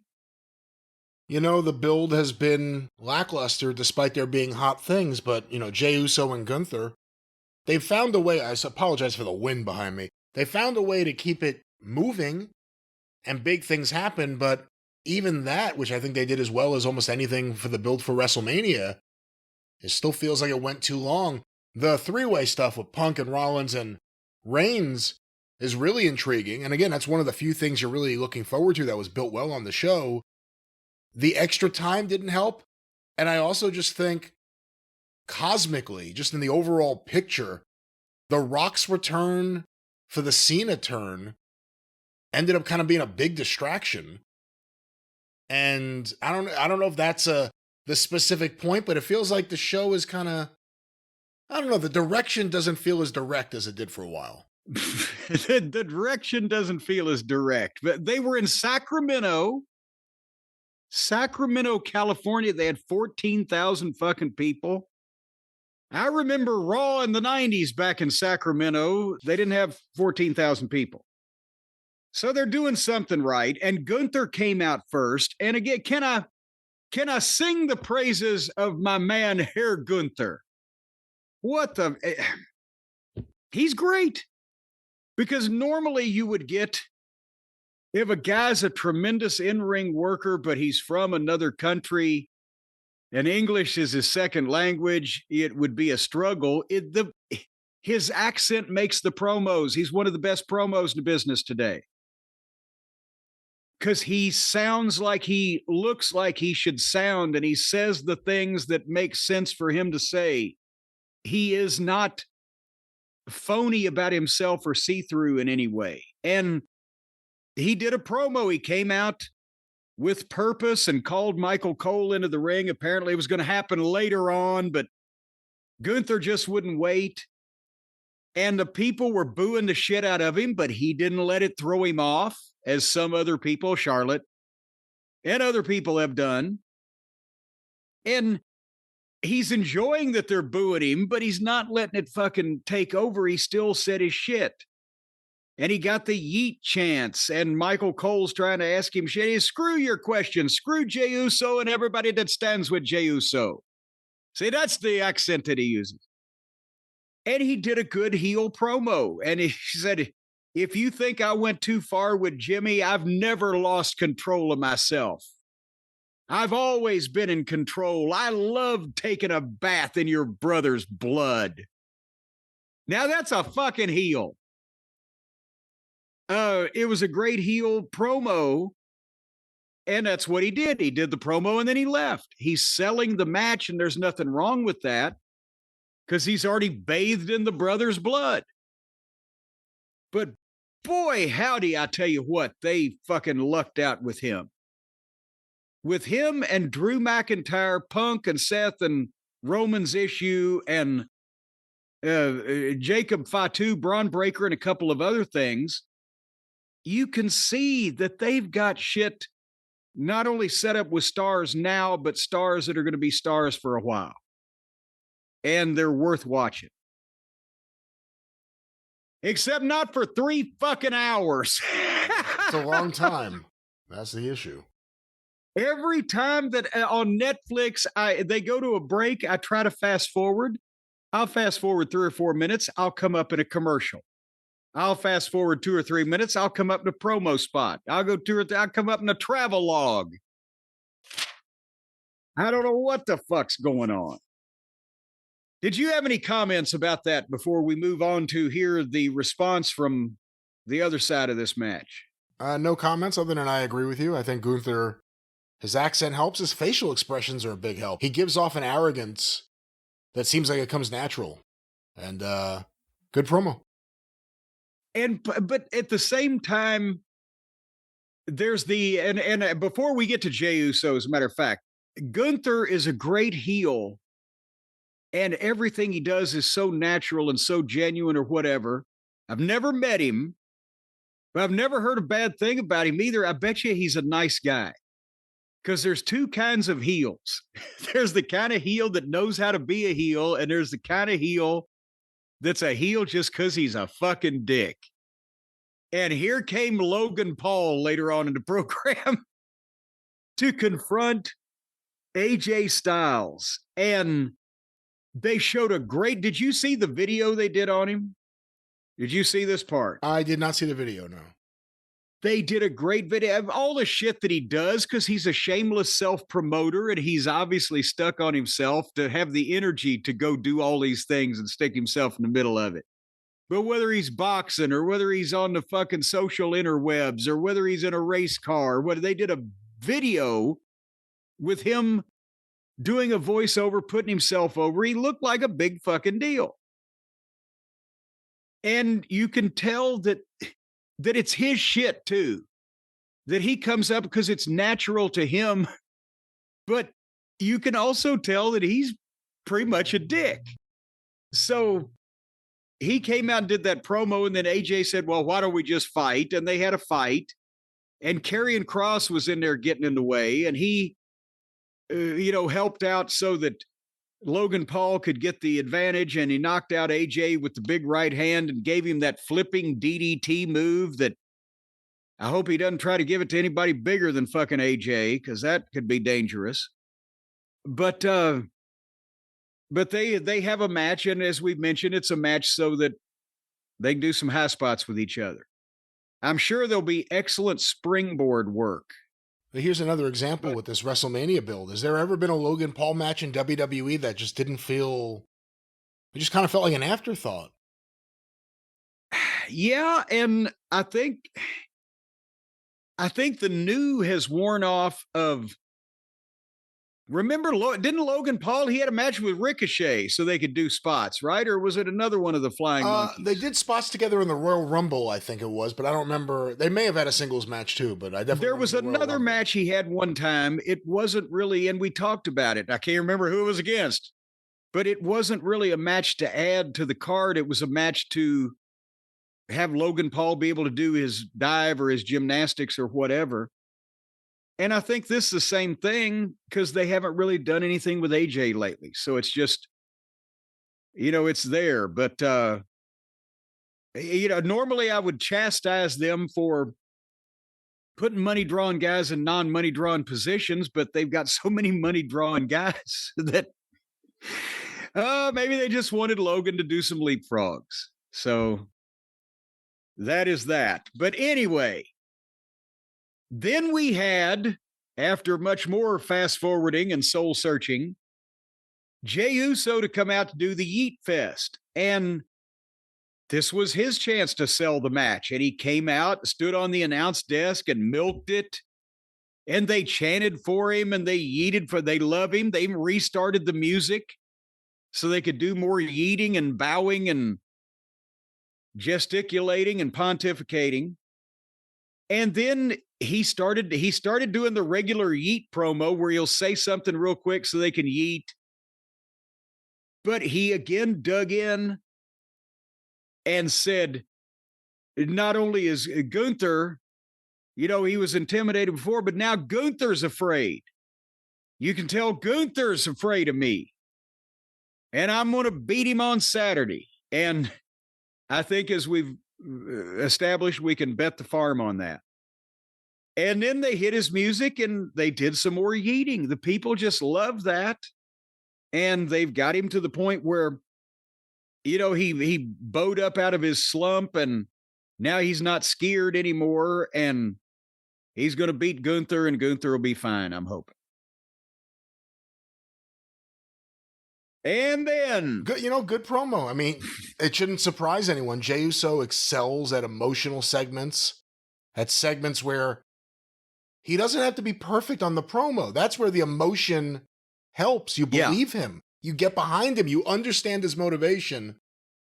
What the match will be, let's see. But really good. And, as far as go-home stuff for WrestleMania, the three-way is kind of its own animal. I don't feel anything about Cody and Cena at the moment. It feels like it's been weeks since they've done anything. But this has continued to go, and I think this was a great go-home for WrestleMania promo. It was the right time for this promo. And it'll be one of the more emotional matches, and probably the big response of the night, when he wins a thing. And you've mentioned Cody and Cena when we ran down earlier in the show. The matches, I don't think I actually came out and said it, but I think at this point, Cena's going to win. And they're going to do something for his last year where Cody is chasing. I don't want to compare Ronnie Garvin and Ric Flair in September 1987 or whatever, but Cody will chase him for a little while and get it back. Because remember I said a week or so ago when Cody just laid Cena out with the one crossroads and boom, and he was done. It seems like they need another physical angle for Cena to get some heat on him. If they don't do one between now and then, I'm convinced that Cody is going to lose the thing. Well, the only chance to do it would be SmackDown, which is, the day before night WrestleMania. Before is cutting it a little close. Yeah. I mean, so. Well, 2 nights before the match, but But still, I mean, that's just relying on social media buzz, not a week worth of TV to build or. Yeah. I don't know. Again, it's a different world, a different model, but even if they do another big thing, it just feels like, it can't just be the 2-week difference in running WrestleMania on Easter weekend as opposed to the end of March or early April. It just feels like everything kind of fell. I don't know. Everything's just kind of happening, but nothing happens. And WrestleMania, I guess, needs to happen, and we can move on from all this. But good promo from Jey Uso. Yes, and can you imagine if it was Easter Sunday and Vince was still around, he'd have a match in a ring filled with rabbits. They did the camels for Las Vegas. You have to wonder if running Easter weekend is one of the reasons it's not sold out. Is it just because it's in Vegas and Vegas is not the right place to do an event like this? Or is it also because of, what's happening in the world, which is Easter, which is one of the major holidays? Well, what's happening in the world is not only Easter, but it's also everybody's worried about the goddamn global economy. Yeah, everyone's worried about spending. Let's go to Las Vegas. Most people aren't probably going to go to Las Vegas for fun right now if they already had their trip planned and paid for. I don't think it's a whim purchase these days. There's a lot of things. We talked about the WrestleMania documentary. Las Vegas is traditionally a city for major events, but it's never until the modern era, the last, 20 years, done huge crowds for wrestling. And this is the ultimate huge crowd for wrestling. And it's in the middle. You can't drive there from almost anywhere. So, and the ticket prices, I'm saying they're doing fine. We're not going to have any benefits for them, but they're not going to do 100,000 people a night in Las Vegas, no matter what the ticket prices are, if everybody's got to fucking take a plane. Anyway, speaking of people who arrive late to events, see how I did that there, Brian? You would think that somebody would crack down. Vince, when the guys hadn't signed in at 2:00 on TV day, he would fine them. But Paul Heyman was in the back. Show long, he's waiting. He's waiting for Roman Reigns. And then finally, we're 2 hours into the program, and Roman isn't there. Paul's sitting back there, and Punk comes into the frame and sits right next to him. And he says to him, "I've never seen you look so stressed." And you see behind them as they're sitting there, an SUV is pulling up, but Paul and Punk don't notice it. And Punk says, "Look in my eyes. What do you see?" And Heyman goes, "A cult of personality?" And Punk laughs and puts his arm around Paul and hugs him and says, "No, a real friend." And right at that point, you see out of the SUV gets Roman Reigns, who looks over and sees Heyman and Punk sharing a laugh and a hug. And he gets the fucking stink face. And Paul turns around and looks and shits himself. And Roman starts walking toward the gorilla position, and Paul's following him. My tribal chief, my tribal chief. And out comes Roman into the arena. And Paul's behind him, but Roman's giving him the over-the-shoulder stink eye, like, I won't look at you. And they get in the ring, and Paul's got the microphone waiting for Roman to gesture for it as he usually does. And Roman walks by him and bumps into him and gets another one from the production assistant at ringside. And right in front of Paul, he says, Cucamonga, where are they? Sacramento, acknowledge me. The whole world can hear that. You never betray your tribal chief. Some people would betray me. Wise man, how could you betray me? And they start chanting, you fucked up. And the Netflix censor is trying to, he gets up better than he gets fucked. I don't know, but they can't bleep it. They try. And Roman says, why, Paul? And when Paul started talking, he started to get booed. But he said, my tribal chief, it was not a betrayal. I paid back a favor I owed. He almost sounded a little like Russo there, unnaturally pronouncing a word. But then Roman's problem is, I never asked for favors because I take what I want. I never asked for this. The only person getting screwed here in this thing is me. Why should I have to suffer because you owe some dumbass favor? And then boom, there comes Seth's music. And here he comes. Seth Franklin Rollins dressed like a plumber in an S&M club. And he motivates to the ring and lots of woeing going on. And here, Seth cut this promo, and Brian, tell me what you thought here, but I think this promo that he cut is not what the people wanted to hear because it didn't particularly get over or wasn't really gripping. It was all about how the winner will determine the future of the industry, and it can't be Roman and it can't be Punk. It can't be this promo either, is what I wrote. It almost sounded like an AEW style, the fans on the internet will understand this type of thing. Did you feel that? Yeah. And how does it make sense? How is this the future of the industry? Not to say that it would be true, but if one of the guys was the world champion and the belt was on the line, then at least as an argument, this is 3 top stars wrestling a 3-way match where besides winning the match, you don't win anything. Maybe you win Heyman. I don't know. So you can't say it's for the future of the industry. But then you'd have to take him home and feed him. Quite frankly, that's the argument that you would make in the Cody Cena situation. Cena saying, I'm going to win the belt and go home with it and take away your world title. So Cody wants to defeat Cena to save the industry. That's where the argument works.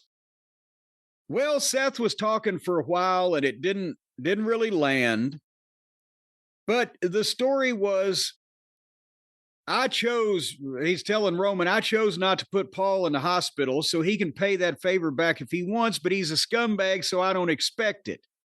But Paul is in Punk's corner because he made a choice. He's not just returning a favor, he's choosing. Why, Roman, is he choosing CM Punk over you?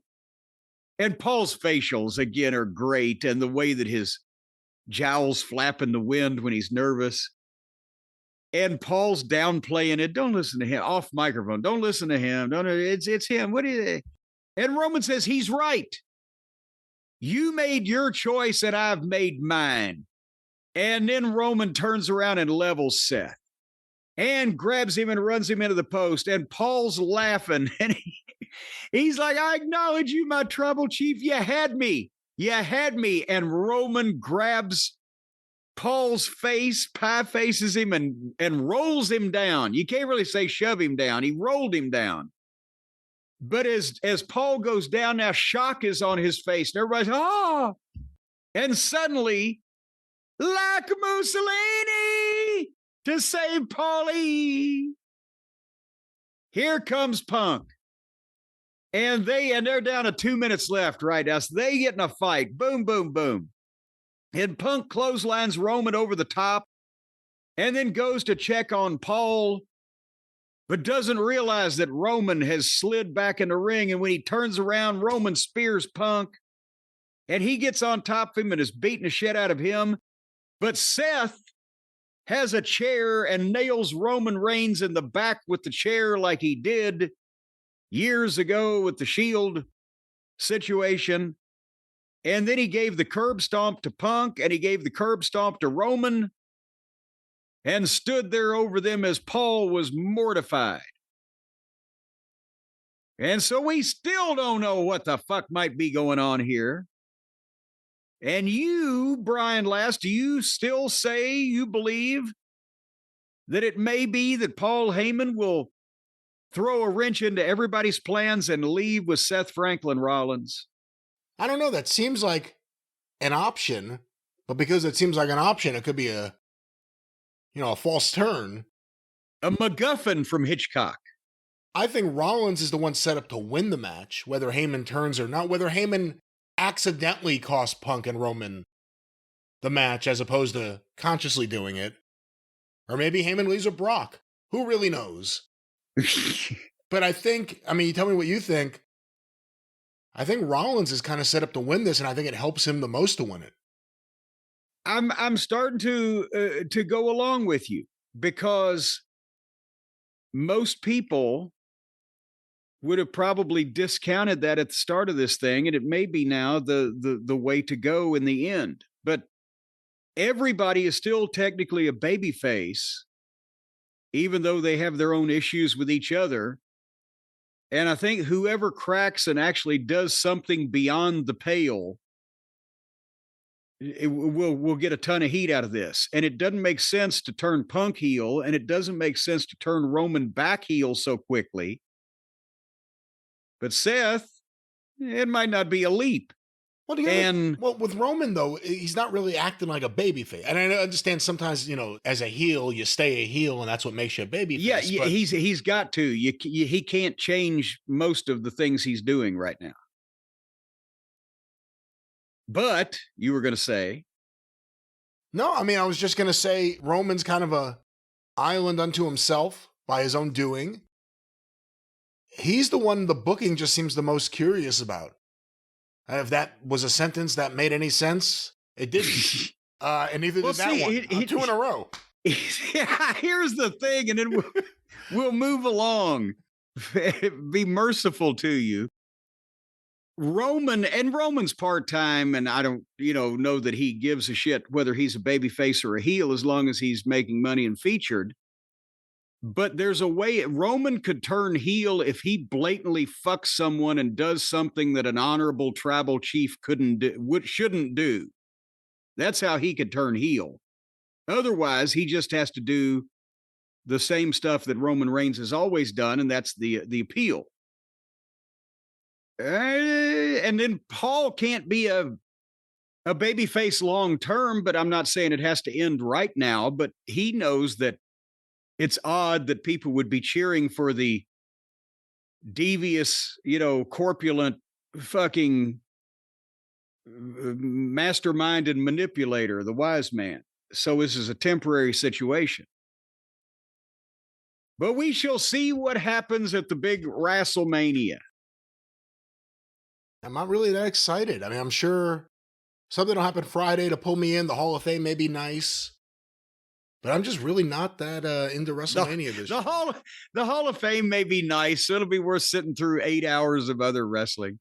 Well, we didn't even discuss it. You saw they have legacy inductees this year? Oh, actually, I didn't. Do they have the more of the legacies? Yeah, let me tell you who they are. There's 3 people. Which is a nice way of saying, here's people that should have always been in any wrestling Hall of Fame, but we just now realized. All right, this year, the WWE will be inducting 3 new people to the legacy wing of the Hall of Fame. Ivan Koloff will now finally be a WWE Hall of Famer. Dory Funk Sr.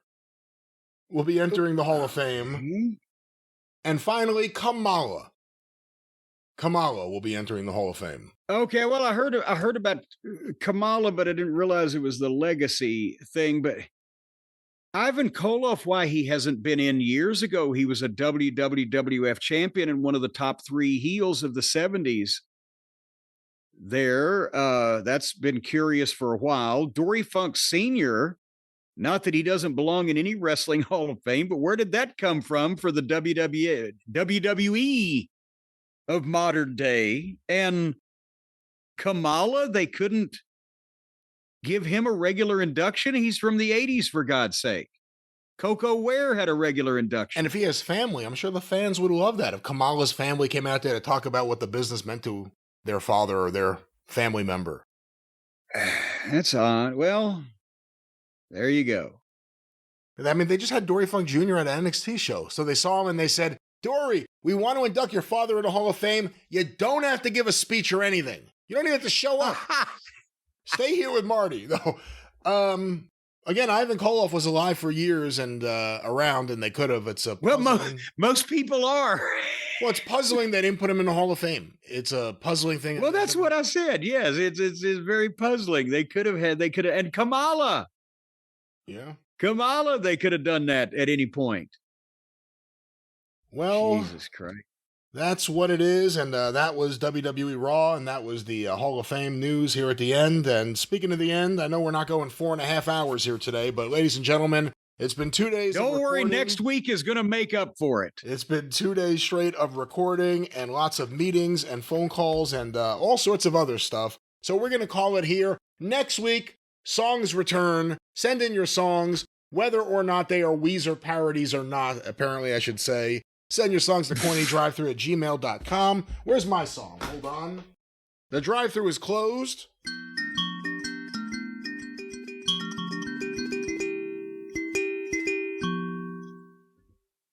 All right, where does this go? All righty then. Boy, that was... Well, that was magic. This is the go-home show next week on The Experience, the big WrestleMania show. There's so much content. I figure most of it will be there, but there's so much content. Some of it will roll over to the drive-thru as well. We'll figure that out as we go along. But of course, The Experience in the drive-thru, wherever you find your favorite podcast, go through the archive, patreon.com/Cornet. $5 a month gets you access to the archive going back to 2013 and the official Jim Cornette YouTube channel. Just go to YouTube and search for Jim Cornette. It will come right up. Full episodes, clips of the episodes, omnibus collections. If you enjoy the show, share the show. Use those links. You use the YouTube videos. The official use those things. The official Jim Cornette YouTube channel. Of course, don't forget about Cornette's Collectibles at JimCornette.com. What's going on, Jim? Well, the big sale, Saturday, May the 3rd at noon Eastern, starts the May Mayhem sale where there's something for everybody, but not many of each, so jump in early. But all kinds of wonderful vintage and modern merchandise for the discerning collector and historian. At JimCornette.com. Of course, the drive-thru That's the place. The drive-thru is brought to you by the loves of Stephen Pinu, 877-50-STEVE. Any comments about Stephen Pinu? Yes, I do. He's a lawyer that will work hard to get you justice in court, by cracky, but don't be guilty or elsewise he'll probably turn you in because he only deals with innocent people. That's right. Stephen Pinu. Once again, yes. newlawoffice.com. And you sounded like I made you nervous talking about whether you might be innocent or not. The drive-thru returns next week. The Experience with WrestleMania and so much more for Jim Cornette. I'm the great Brian Last. That's not even on. Now it is. Tally-ho!